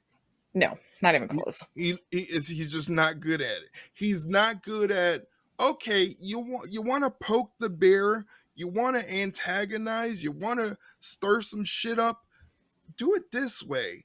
But when Paul Heyman did it, it got people talking because it was smart. Yeah. The way Tony Khan's going about this whole situation, he's doing it in a way where he's not going to make any money off of it because it reeks of desperation. Yeah. And it's funny because my boss was actually at that show. He came down from Pittsburgh to West Virginia to do it, and I texted him and I said, "What is the crowd like with this?" And he said they were all chanting for CM Punk the entire time. That brings me to my next point in my notes. Segue. The number one trend in the United States, not tailored for me because I'm a wrestling fan, but truly trending in the United States, the number one trend was CM Punk. Mm-hmm. The next AEW adjacent trend was Will Ospreay at number 4. Yeah. Later on in the show, the Young Bucks make an in-ring appearance to loud chants of CM Punk. Yep. So the number one trend in the United States was a pro wrestler who no longer works for your company. The fans attending a show for said company were chanting CM Punk, a man who hasn't worked in that company since August 2023. So It again, backfired. we talk about YouTube, the internet, trending. These are all things, these are all metrics and analytics that are important these days. These are kind of the things that are overtaking how important.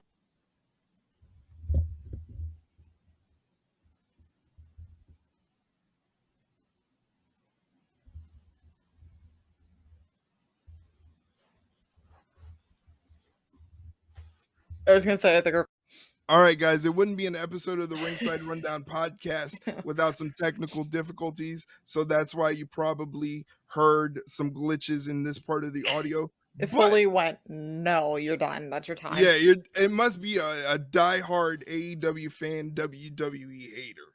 That's guess. kind of like that. But this brings me up to my last point, which is something you kind of mentioned on, which is this WCW 2000?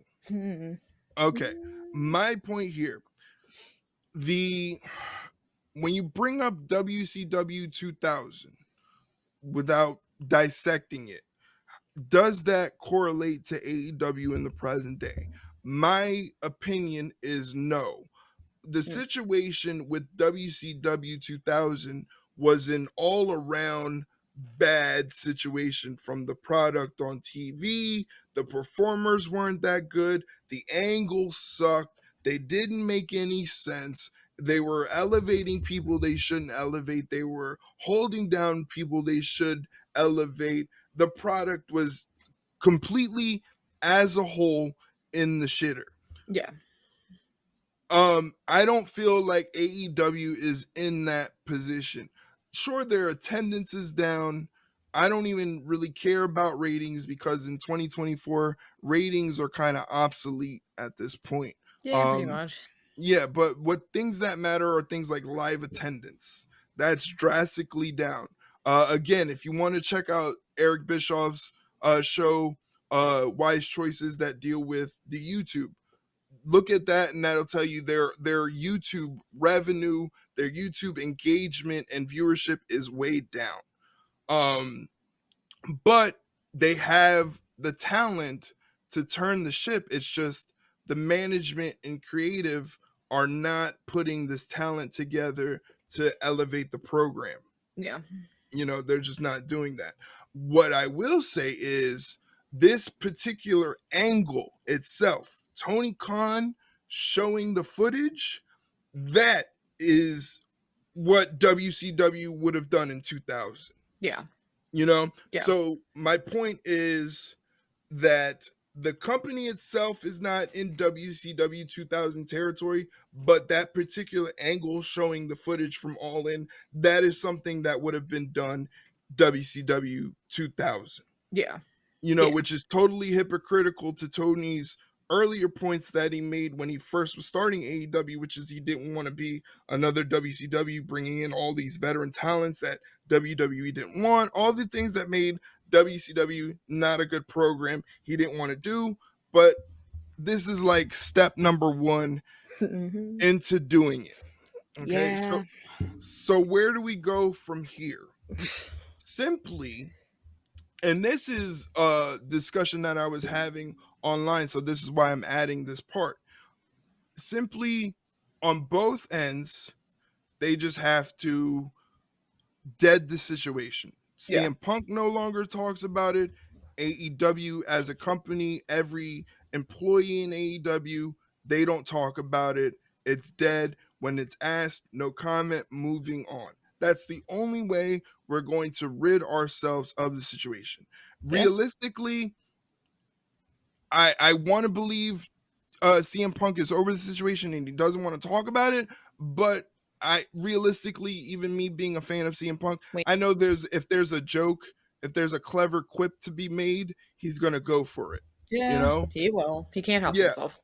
But Tony Khan in particular has to full stop, take no chances, end talking about this shit. Stop If taking he it so wa- personally.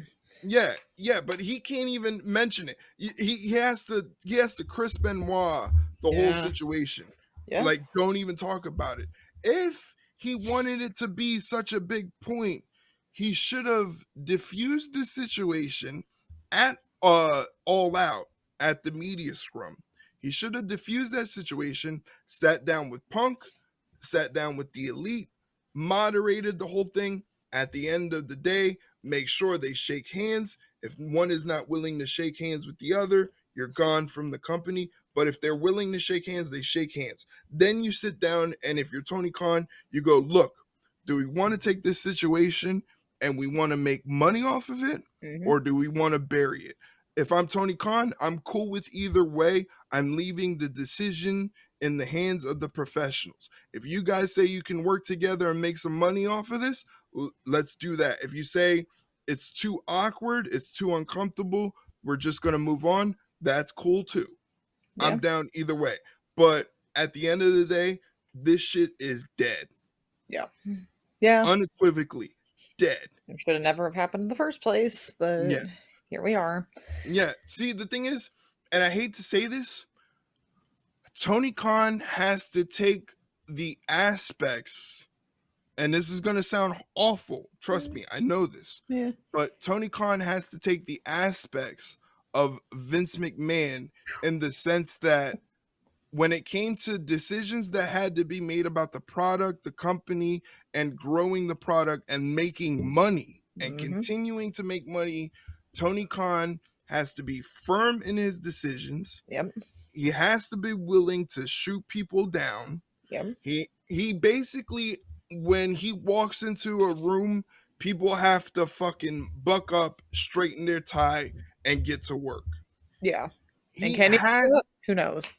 he's again, this is not a bad quality No. in the fact that Tony Khan is a really nice guy. You hope that your boss is a really nice guy, but at the end of the day, you have to realize that the boss is going to do what's best for the company, and what's best for the company is making money. So, if he's a good boss, he will listen to you.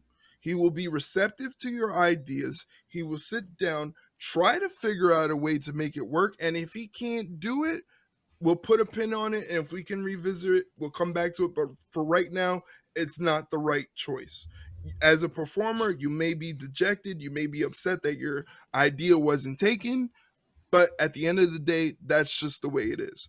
Tony Yeah. Khan has to be a boss that when he walks into a room, people know it's time to get to work. Enough with the hugging and the placating to the internet. It's just placating to the internet is not sustainable. It's not going to make you money. So he let his pettiness and his he has such a satiable insatiable appetite to get the approval of these internet fans. Yeah. Yeah. It's just like, again, I'm not trying to be tribalistic, but it's a point that we made earlier. Triple H is able to cipher out the bullshit and the yapping and say, this fan on Twitter actually has a constructive criticism Yeah. that we can use. You know, Hmm. we're not there, and honestly, we're not asking for Triple H to go. This Twitter user at so and so came up with this idea, so we're giving them credit. Yeah. No, You it's just can't. yeah. I feel like those fans, if they see those things happening, they're more happy that WWE is listening and taking their ideas receptively rather than, oh, I need credit for that idea, you know? Yeah. So again, Tony Khan has to sit down, and his entire focus when it comes to AEW has to be, how do we grow the product and how do we grow our revenue? And get a backbone in the process. Yeah, and you have to get a backbone. Problem, and somebody made up a good point, which is this. They're not saying it's true, like this is a diehard fact, but Tony Khan comes from wealth. Yeah. The motivation to grow the company and grow revenue, or else it goes under and you lose everything, that motivation for Tony Khan is not there. Yeah. If AEW was to go under and Shad Khan was like, son, this is a money drainer to the epic proportions, it can't happen anymore, either sell the company or shut it down. At the end of the day, it's not going to ruin Tony Khan. You know No, what I'm saying? not at all. So the motivation is not there, to make every dollar. If you want to make one more dollar than you made yesterday, we need to really work hard. But Yeah. those are my thoughts on the uh brawl in situation. Hopefully we can put this to bed. Yeah, I don't think I can add anything other than pretty much what you've already said. Personally, I agree with you that it was just dumb. It backfired. It was reeked of desperation and not a good look for them. And the internet wrestling community does not forget these kind of fuck ups. So as much as they're gonna want to get rid of it, the fans aren't gonna let them forget it, Yeah, there and they you have no go. one to blame but themselves. There you go. Again, you just can't placate to the yappers on social media. They're Yeah. gonna bring your company down. Yeah, and you need to stop being petty when you're the boss. You Hmm. can't afford to be petty when you're the boss because then you look like a total idiot like you have this last few weeks. Yeah, and it's a thing. Again, I'm bringing up that Eric Bischoff episode, but he made a point and said, if AEW, if Tony Khan himself wants to get in back in the good graces with the fans he kind of ostracized, and the fans that were like, this was a bad idea, Yeah. you're kind of embarrassing us, there has to be some sort of shared goodwill between two companies, Yeah. and he brought up, well, if Tony could have flown Dustin out to WrestleMania 40 so he could have been there to see his brother's big moment. I would have went a step further and say it's cool for Dustin to be at WrestleMania 40, and even if he wants to celebrate with his brother like the rest of his family did in the ring, Yeah. as long as there's no physicality, you don't cut a promo or anything like that. If you're just there to be with your brother and celebrate, as far as it goes for me, I'm all cool with it. Just contact Triple H and make sure it's cool on their end and go from there. Yeah. That's a small thing you could do to generate goodwill. When Cody won the title, you didn't even have to say anything. No. Or, well, no, you didn't even have to say anything grand. You could have simply just tweeted out, congratulations, Cody, great job. Yeah. Imagine if the AEW Twitter account made a graphic, not necessarily showing that he won the WWE title, but a graphic of Cody Rhodes when he was in AEW. And they just said simply, congratulations, Cody Rhodes. Thank you for everything you've done for All Elite Wrestling. We Yeah. wouldn't be here without you. Congratulations again. Yeah. Didn't have to mention WrestleMania, WWE, or the title, but everybody knows what it's about. That's how you generate that goodwill. Yeah, and that's not the case at all. Well, You and then know? look at what Tony said when he's just like, well, wrestling's more profitable when like WWE and AEW hate each other. It's like, okay. It's like, well, and then you wonder why you have the tribalistic fans that are Yeah, insufferable. because when it boils down to, they don't hate each other. No, we can Why? like Because both. they're all friends.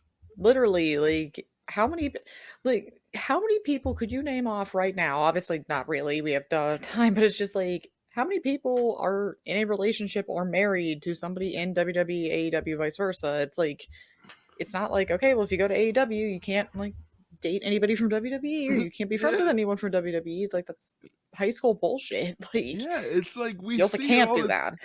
we see it all the time. There's like a random link up of a WWE superstar and an AEW wrestler. Yeah, And to me, I'm like, yo, that's pretty dope. Like seeing Carmelo Hayes and Swerve Strickland like yeah, hanging out, taking a picture together. That shows like a unity in wrestling, which is all I've ever wanted. yeah, You know, it's we love this shit. So why are we actively as fans trying to tear it apart? yeah. Like, it's just it It's the don't make sense. fans. That's the fans for you. It doesn't make sense to me. But that is my summation and I can't even speak. Analysis. Analyst of the brawling situation. Hopefully it's put to bed. AEW just needs to move on, focus on the product, grow the product, and the people will show up. Yeah, right. Like I said, couldn't have said it better couldn't have said it better myself. It was just a very well put, and yeah, I mean you can't really argue with anything you said. So, Yeah. all right, so now it's my turn. I'm not gonna speed through this obviously, but I'm gonna get my stuff in here. So, Mike, listen to our podcast uh last week, or it might have been a couple weeks ago. I don't even remember when I said it. He would like me to explain how Dr. Britt Baker DMD is not the Charlotte Flair of AEW. So, for his record, year one of AEW, he thought both of them were the same for the reasons that I will mention in a minute. But this past year for Britt, when she wasn't hurt and wrestling, he'd say they're not the same at all. He thinks the contrarian view would be that both women are only interested in contending for a title. If they're not in the title picture, they seem uninterested. So I will get I'll get the actual comparison like similarities out of the way. Both are seen as by their own companies as some of the if not the top women in their division. I mean, clearly the proof's in the pudding with everything that Charlotte's accomplished in WWE, the fact that Britt was the first woman signed to AEW, that's not something you take lightly. So, of course, the top two women are going to get more time because they are seen as the money makers. That's what people want to see, whatever. So naturally, after a while, fans are going to say, you're shoving them down our throats. We don't want to see them anymore, blah, blah, blah, whatever. So I see that also as much as I hate it, it also is somewhat of a compliment because a lot of people consider Charlotte one of the best women's wrestlers of all time. So to compare Britt to somebody like Charlotte, that is not really as much of an insult as people seem to think it is. And then that's where, for me, the similarities end. Mhm. So I'm just looking at my notes. Where should we start here? So Mhm. for Mike's contrarian view of, oh, well, both of them are only interested in title shots. They don't really care about anything else. That can quickly, at least for me, be debunked on Britt's side for two singular points. Number one, her feud with Big Swole when she was hurt. Mm. That wasn't for the title. That was Mm. just a feud because they. Well, I'll A get feud, a feud to feud. a feud to feud. It ended in a dentist chair. Like, had nowhere anywhere close to a title, like bar Yeah. none. And then also, even bigger than that feud, her feud with Thunder Rosa. That wasn't for a title, not the initial one. Mhm. And they still went out there and put on, and I I think you could still argue it to this day, one of the best women's street fights of all time. So, kind of can't say the Brit only is interested in titles because clearly she's had feuds where they were generally praised for her work, and Big Swole and Thunder Rosa's work, no title was involved at all. Yeah. So that's kind of out of the way already. Mm, So, and the fact is too, kind of going off of those feuds, through the whole feud with Big Swole, Britt was nowhere close to 100%. She screwed up her knee, had her mhm. broken nose. You could have easily, if you were Britt, said, all right, I screwed up my knee. I can't really do anything. I guess I'll just sit at home, rehab my knee, and come back. Right. She didn't do that. She came into work every single solitary day and made that feud with Big Swole one of the feuds you had to see over the summer. That was one of the things people were tuning in to AEW throughout the pandemic era in Daly's place. That's what people wanted to see, what shenanigans she would get into with Big Swole. You don't want to generalize, but it's just like when Charlotte screwed up her knee, where'd she go? She's gone. Like she's Mm, nowhere to be found. Like mhm. you get the progress pictures on like her Instagrams or whatever and her videos, which I'm like, hey, good on her because she's making serious time from what I've seen. But she's not on WWE TV. She's not forwarding any storyline that's gonna conclude or begin or whatever when she's fully healthy. She's gone. And granted, I'm sure WWE is a little more strict when it comes to their injuries, but Britt came in and did the work. So to say they could be a little uninterested when there's no title involved is a little, at least to me, kind of not right.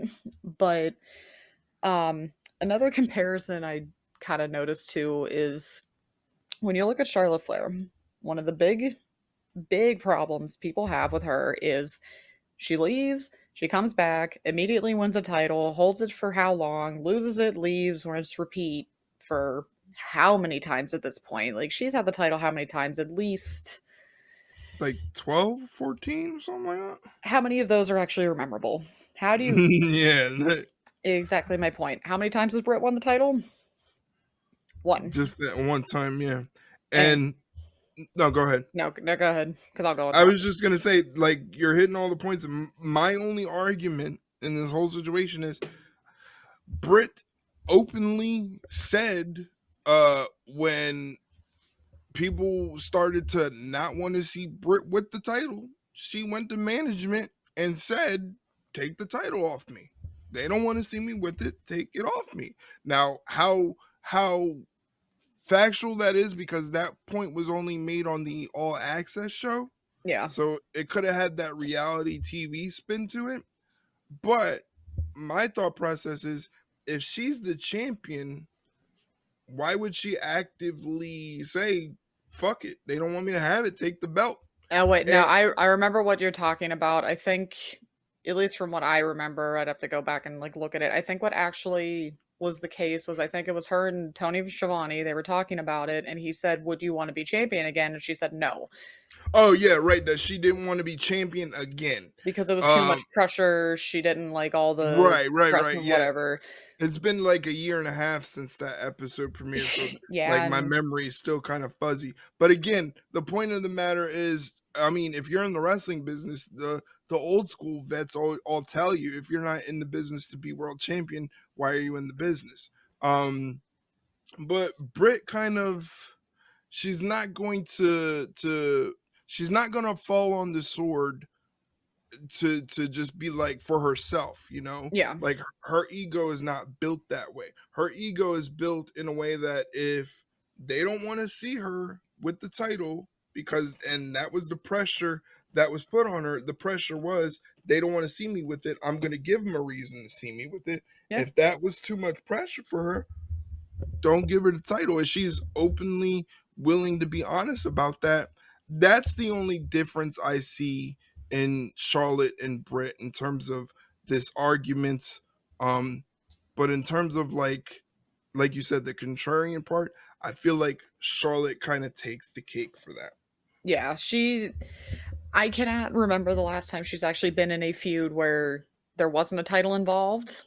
that even if she was in it, you could tell she was 100% in it. So that's the thing where I was getting at, where it's like you can't say both of them aren't interested unless there's gold involved, because as we like I brought up, two of Britt's best feuds had nothing to do with the title at all. Mm-hmm.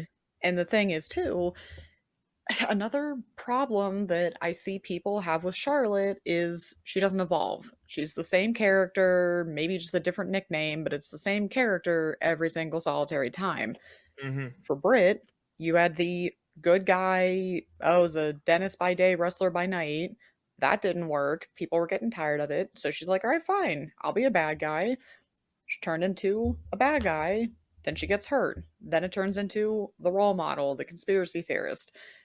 Then she's healed up. She has the broken nose moment with Sheeta. Turns into a different version of the role model, like the baddest bitch on the block, which then turns into the champion, which then kind of goes from there. And then you get Team DMD. So it's like Brit's at least able to reinvent herself, or at least, I guess, is more willing to try and reinvent herself when she sees that things aren't going the way they're like going south. Charlotte kind of doesn't do that. It's almost just like, I'm the queen, I'm Ric Flair's daughter. That's about it. I think like the closest she's come to, I guess, at least in my opinion, character development was when she did the whole like, oh, I am the opportunity ends, so it starts and ends with me, and it's like, okay, but it's still the same. I'm gonna go for the title, I'm gonna win it, and then I'm gonna eventually lose it, and then I'm gonna go away, and we're gonna rinse and repeat. So maybe that'll change with Triple H in charge. Who knows? We'll have to see when she comes back. Yeah. But another thing too is that, like Britt said, like you said with her ego, she even said, not even when she had the title, when she's been gone for like what, a couple of months at this point, since September of 2013 or of 2023, she said in an interview, no, I left because I heard what people were saying. They didn't want to see me. So fine, I'll take a step back. You could see what the other women are doing. And then inevitably I'm gonna have to come back and in Brit fashion, clean up the mess that this division's gonna be in by the time I get back. And I'm not saying the women's division is a dumpster fire, but you're kind of missing some key pieces here. You don't have Britt, you don't have Jamie Hayter. You kind of need something to jumpstart the division a little bit. And I think some people tend to forget or discount the fact that for most of last year, she was hurt. And not Mm-hmm. just hurt, she had a bad back. Mm-hmm. And as someone who has had back surgery before, and had at least has just had back problems, you do not realize how much it takes out of you when you cannot use your back, because it pretty much just destroys your entire body at that point. You can't walk, you can't do a lot of anything. Like your back is pretty much the anchor that holds your body together. I think we cut out there a little bit again. But you're talking about the back. Yeah, it's, you don't realize what you have when you have a good back, but when you have a bad back, it ruins everything. You have to For pretty sure. much learn how to walk again. You have to pretty much learn how to sit down, get up, do all Mm-hmm. these things. And that was just for a normal person. For me, for her, could you imagine having to have that much pain, be in that much pain constantly, and having to try and go out and give it 100%? And I'm not gonna, she wasn't half-assing it. She was doing the best she could. Like, Yeah. she could only do so much. So the thing is, it's like, yeah, I get people were getting tired of her.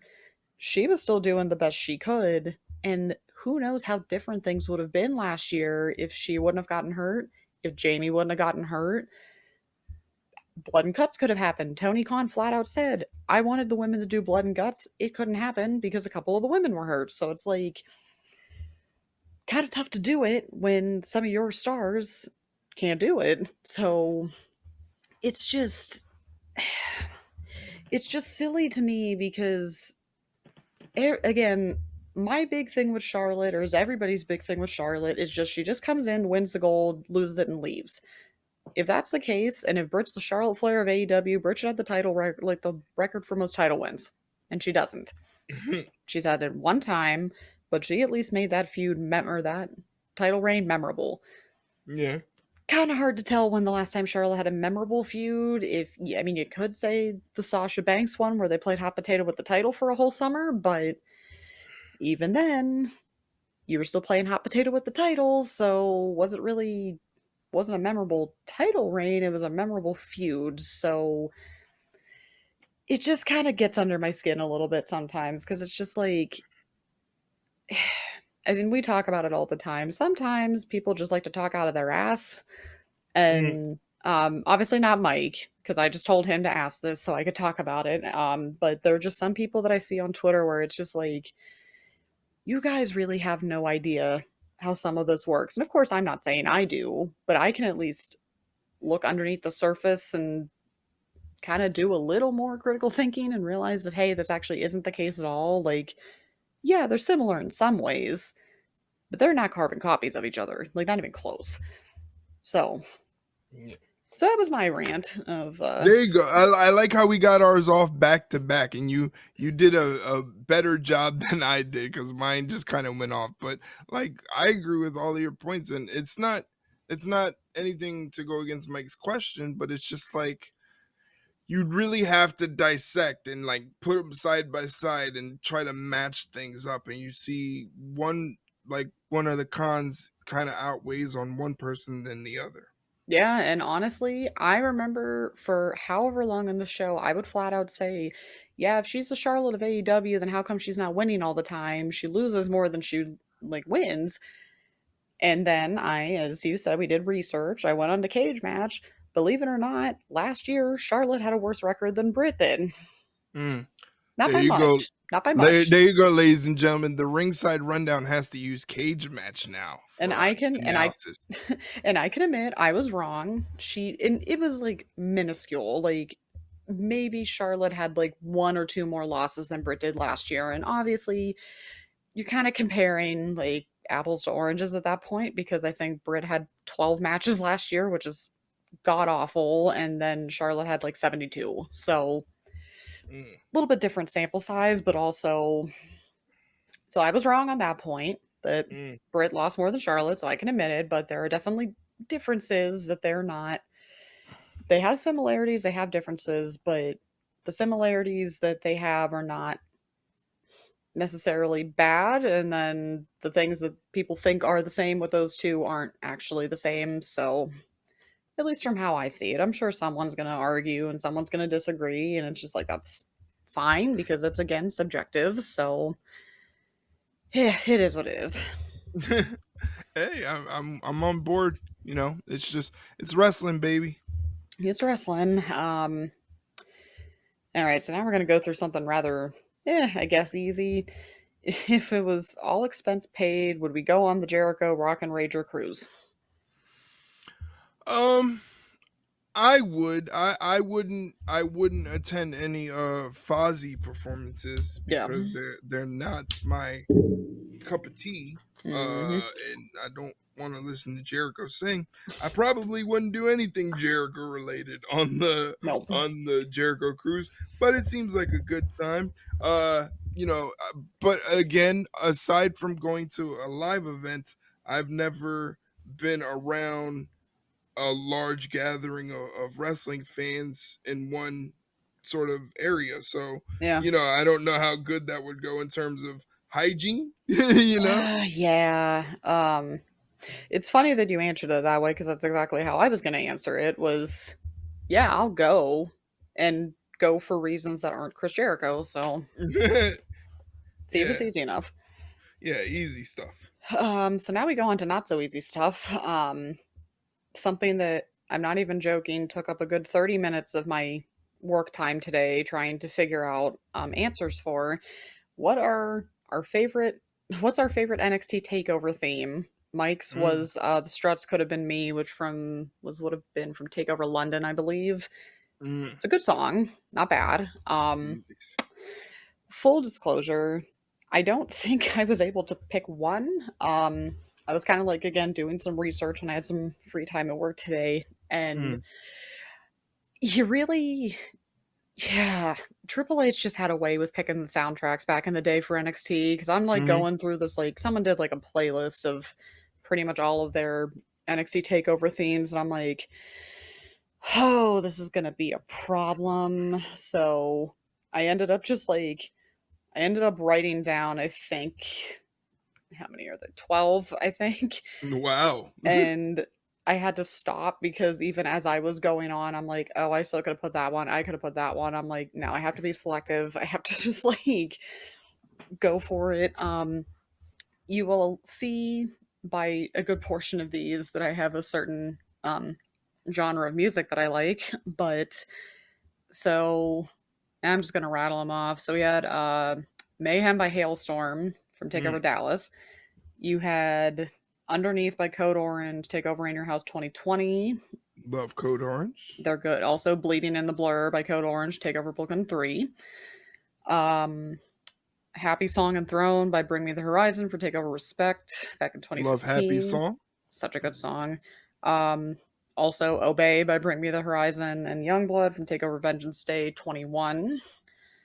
Um, Are You Coming With Me by Crown the Empire for Takeover Orlando from back in the day. Unsainted by Slipknot, Takeover Toronto 2019. That's a good one. Such a good one. Another sneaky one that I seem to like, I don't know if anyone else does, It Follows by Kane Hill from Takeover New Mm, Orleans.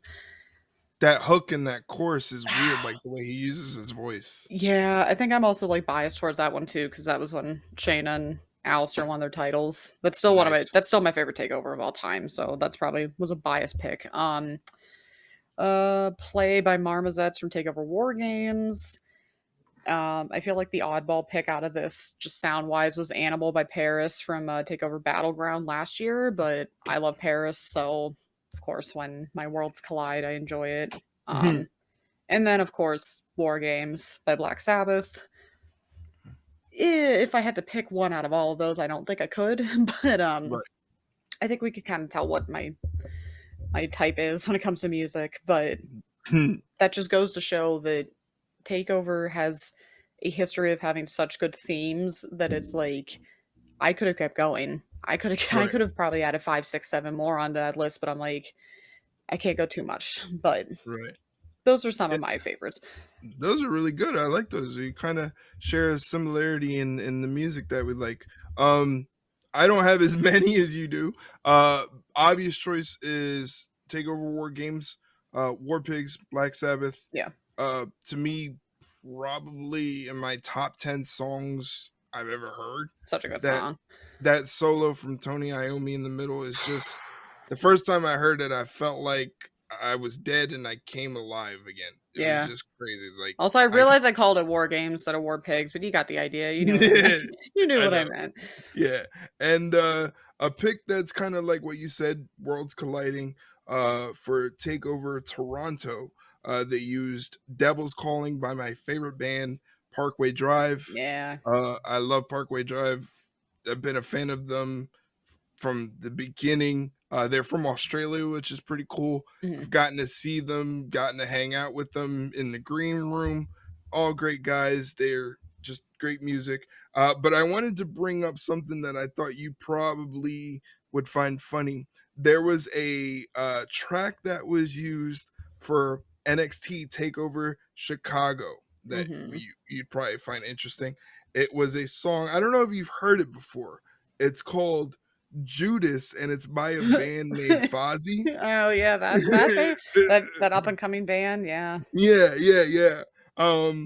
Coincidentally, the singer for this Fozzy band, Fozzy Wozzy was a bear.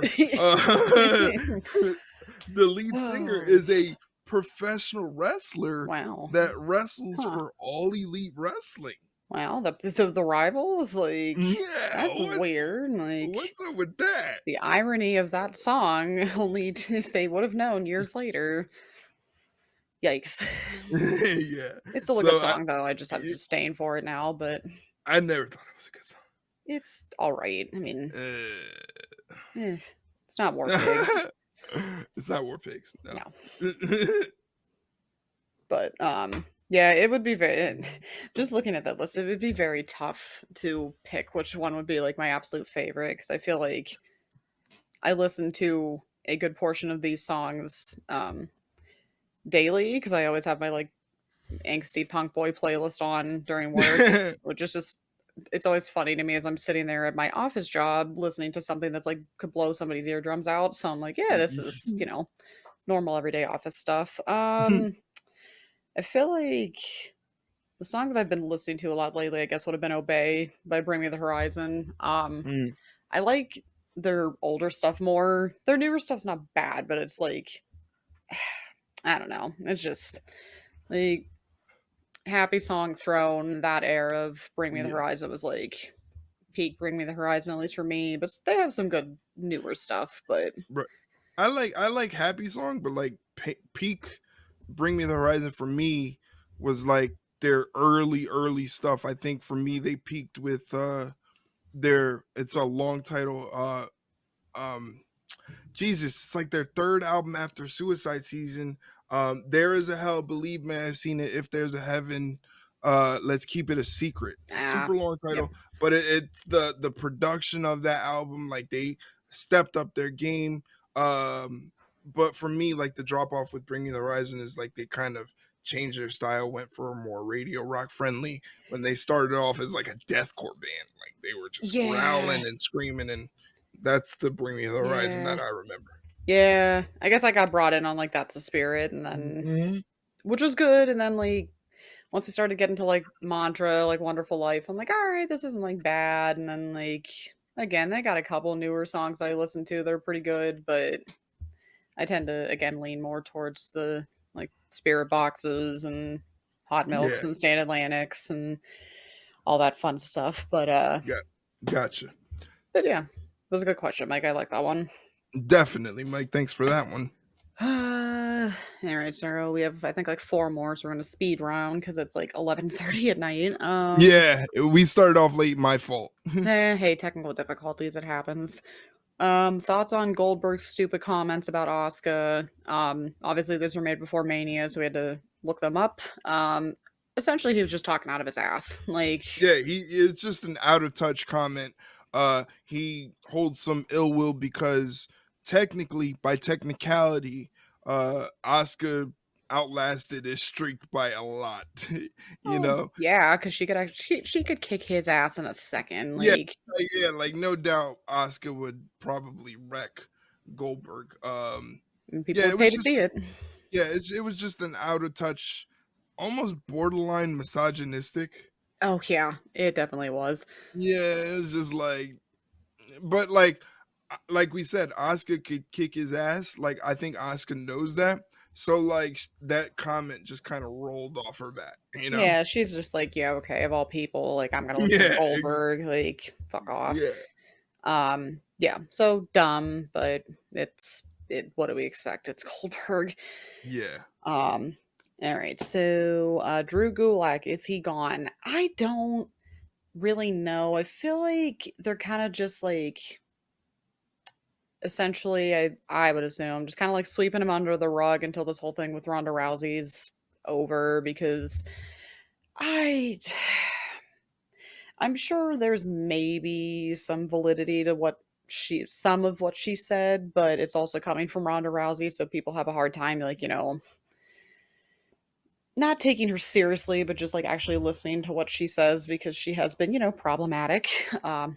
majorly problematic. But then she also made a comment of like, well, she didn't like that Logan Paul got special treatment in WWE, and it's like, you of all people are going to complain about someone getting special treatment in the company, like, and then But but then you hear shit like that, and it's just like, okay, so you're just being petty at this point. But she did mhm. bring up some valid points. But you also worked for that company as well, twice. The thing is, like the way I see it, when it comes to that comment and her in particular, like she wasn't putting in the work that he was. I'm No, sorry. I'm no, sorry. Like she wasn't putting in the work. Like his performances consistently get better with each showing. yeah, He's openly devoted himself to this craft, to this business, and wants to be the best. yeah, He got more preferential treatment because the company saw he was willing to go above and beyond Mhm. to put in the extra work to elevate not only his brand but the company's brand. He Yeah. says we can do both at the same time. She didn't do any of that shit. Yeah, it always blows my mind for his supposedly a hard worker and like trailblazer as she was in MMA. That really didn't translate to WWE at all. And that kind of goes on her because Hmm. like you could have been a trailblazer in WWE too, but you just I don't know, like just let it get to your head, I guess, because you had one decently good match in your first match at WrestleMania. Like I don't know. She had potential and then it just kind of Yeah, it started off great and then it just fucking took a nosedive. yeah, it's just again, it's just could there be validity to some of the things she claimed? Yes, but when it's coming from somebody like her who has said some very questionable things in the past about certain topics that we're not going to get into because Mhm. of that shitstorm, but it's kind of like you kind of lose credibility when Mhm. you accuse certain things of not happening and then go around and say stuff like that where it's just like yeah okay Rhonda like whatever you say because you can't even again I'm not going to even go into it because that's just a whole can of worms we have no time to go into but I think they're just kind of like getting just kind of putting Drew Gulak to the back just until it all blows over and then they may bring him back but Yeah, that's what I'm thinking. I'm thinking like, I mean, I don't know the situation. I wasn't there. I'm only going on by what both people are saying. Um, the truth somewhere in the middle. yeah, yeah. I don't want to misspeak and be like, I kind of don't want to. I don't know. It's just a weird situation. It Like is. I could. It's a weird situation because of the semantics of it. Yeah. Like it's just it doesn't make sense of what she's accusing him of. Yeah. Like why would he do that? I'm not saying I don't believe her.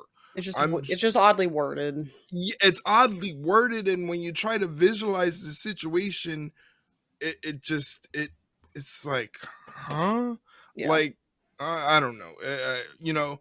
Um, if he did something wrong, if she felt slighted by an action that he committed, you know, who are we to throw stones and say someone doesn't deserve a second chance? There's obviously severities to who deserves a second chance, but if Yeah. we think about it, I don't know. It's a weird situation to be in this day and age because you don't want to misspeak. You don't want to make someone feel like you don't take them seriously when they feel like they've been, um, I don't want to say assaulted, but kind of like they were made to feel uncomfortable. You Yeah. know, Yeah. you don't want to discredit their feelings.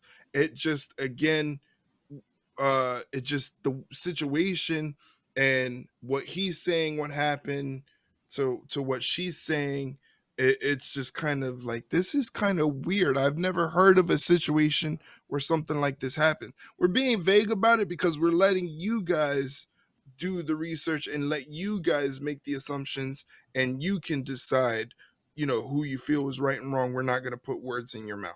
Yeah, we're not we're not gonna we don't have the time. We don't have the energy to Yeah, do that tonight. Like yeah. It's a weird situation. It's a weird situation. it really is. It's just like it never stops, does it? It just keeps Never. going. It's always Yeah. something. So we did talk about this earlier. Is it Jimmy and Jay reuniting to fight Solo and Tamatonga, or is it Reigns and Jacob Fatu to fight Solo and Tamatonga? I think we said it was going to be Jimmy and Jay and Roman against Solo, Tamatonga, and The Rock, or Jacob Yeah. Fatu, one or the other.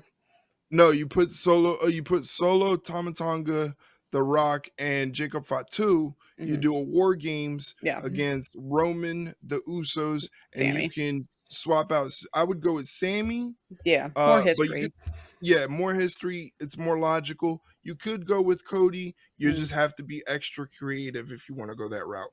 yeah, exactly. So time will tell if this episode was prophetic or not. But Yeah. which fan's more annoying? Pics of empty seats in the arenas or the stopwatch club?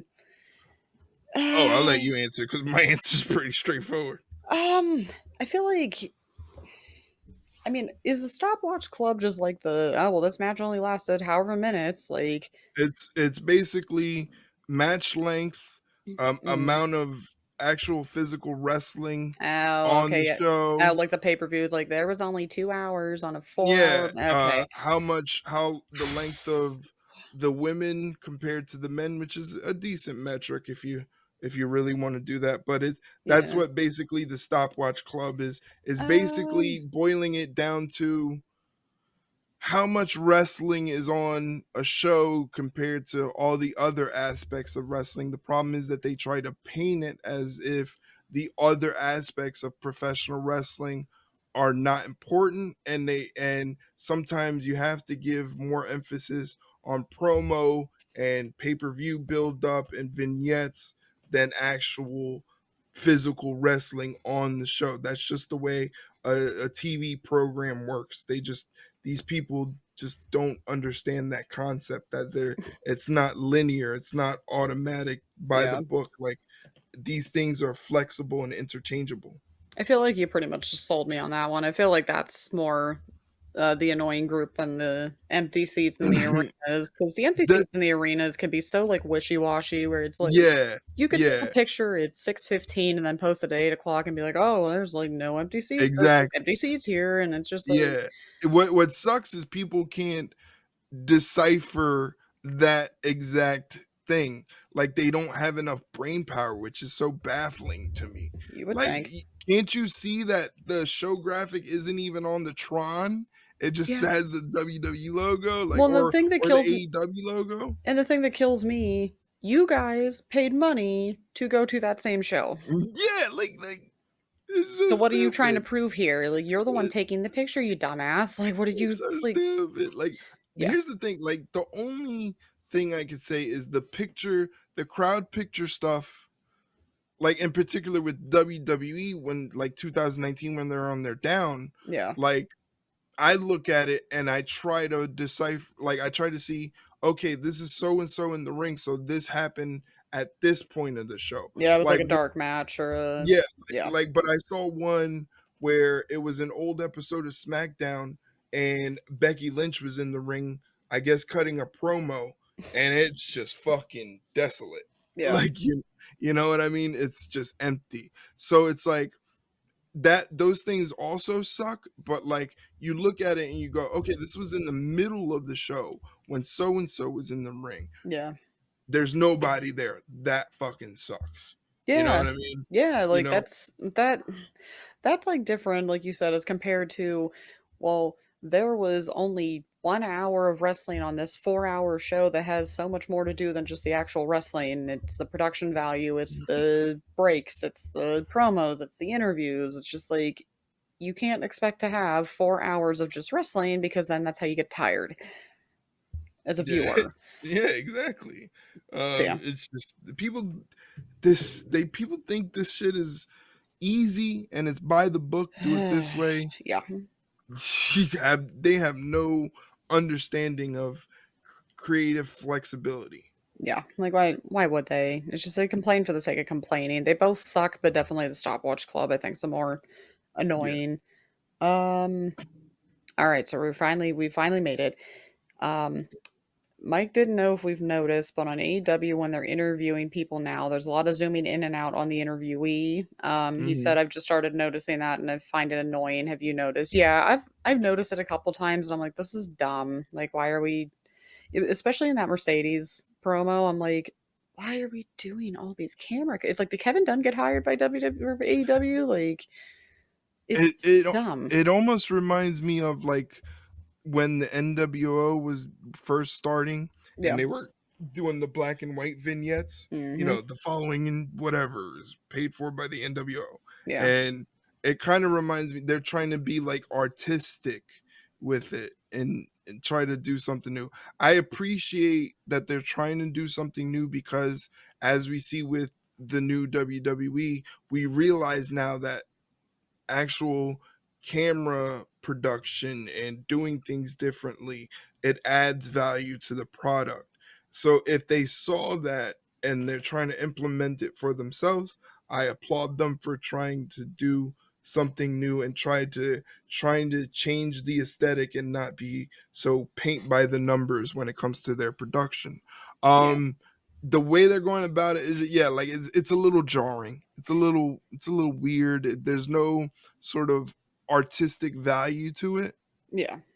It just seems like it just happens. And again, the promo with the moaning and the groaning in the dark, like if you're not wearing headphones, it's just super awkward, Oh, it you was know? so weird. Yeah, it's just like, yeah, so all in all, that segment didn't really hit for me, but I did notice that, and like I was like, it's not for me, but I applaud them for trying to do something new to make Dynamite look different, you know? Yeah, and it's like, we're glad you tried. It's not Yeah. working. Please change it. Alrighty, I think we did it. We made it through. Christ on a communion wafer. I don't know how long this episode's gonna be, but it's a beefy one. Yeah, it's a But lot. yeah, but I mean, it's a really, I mean, I say this all the time, but I feel like this episode is a really, really strong episode. So if you guys have made it this far listening to the episode, which I know a couple people will, I want to say thank you very much. Where obviously you see things like the graphics are changing for our social media stuff. Like I said, I'm going to try to implement more YouTube stuff and things like that, see if we can generate more listeners to the Ringside Rundown podcast, because we actually have fun with what we're doing. We just want to bring it out to as many people as possible, Yeah. so you can see that really you can analyze pro wrestling and not be so tribalistic about it. You Yeah, know, we can admit you when can, each company fucks up. yeah, definitely. And like, instead of being tribalistic about it, I feel like we try to offer solutions where you can kind of right the ship about things. But again, if you've listened this far, thank you so much. Please do not hesitate to hit that subscribe button on whatever podcast platform you use.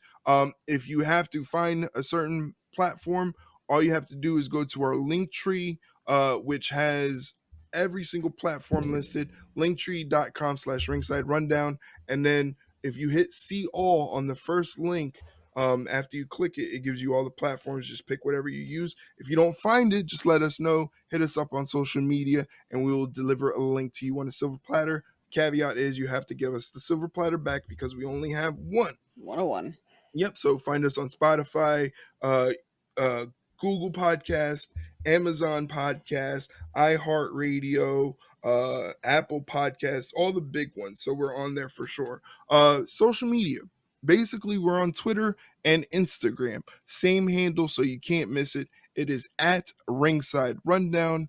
The Twitter account, I'm trying to keep it focused on promoting the podcast in our original post and interacting with people to kind of start at least having a civilized discussion, because I'm definitely willing when I communicate, because I'm the main communicator on the account.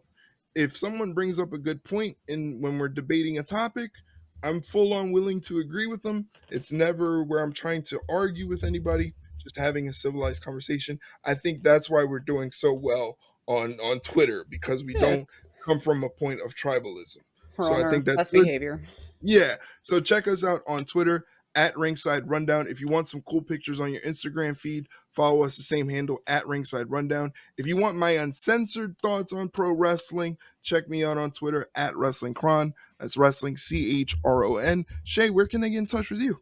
You can find me on Twitter at ShaileneHickson21. Pretty much just talking about whatever I feel like talking about that day. It depends.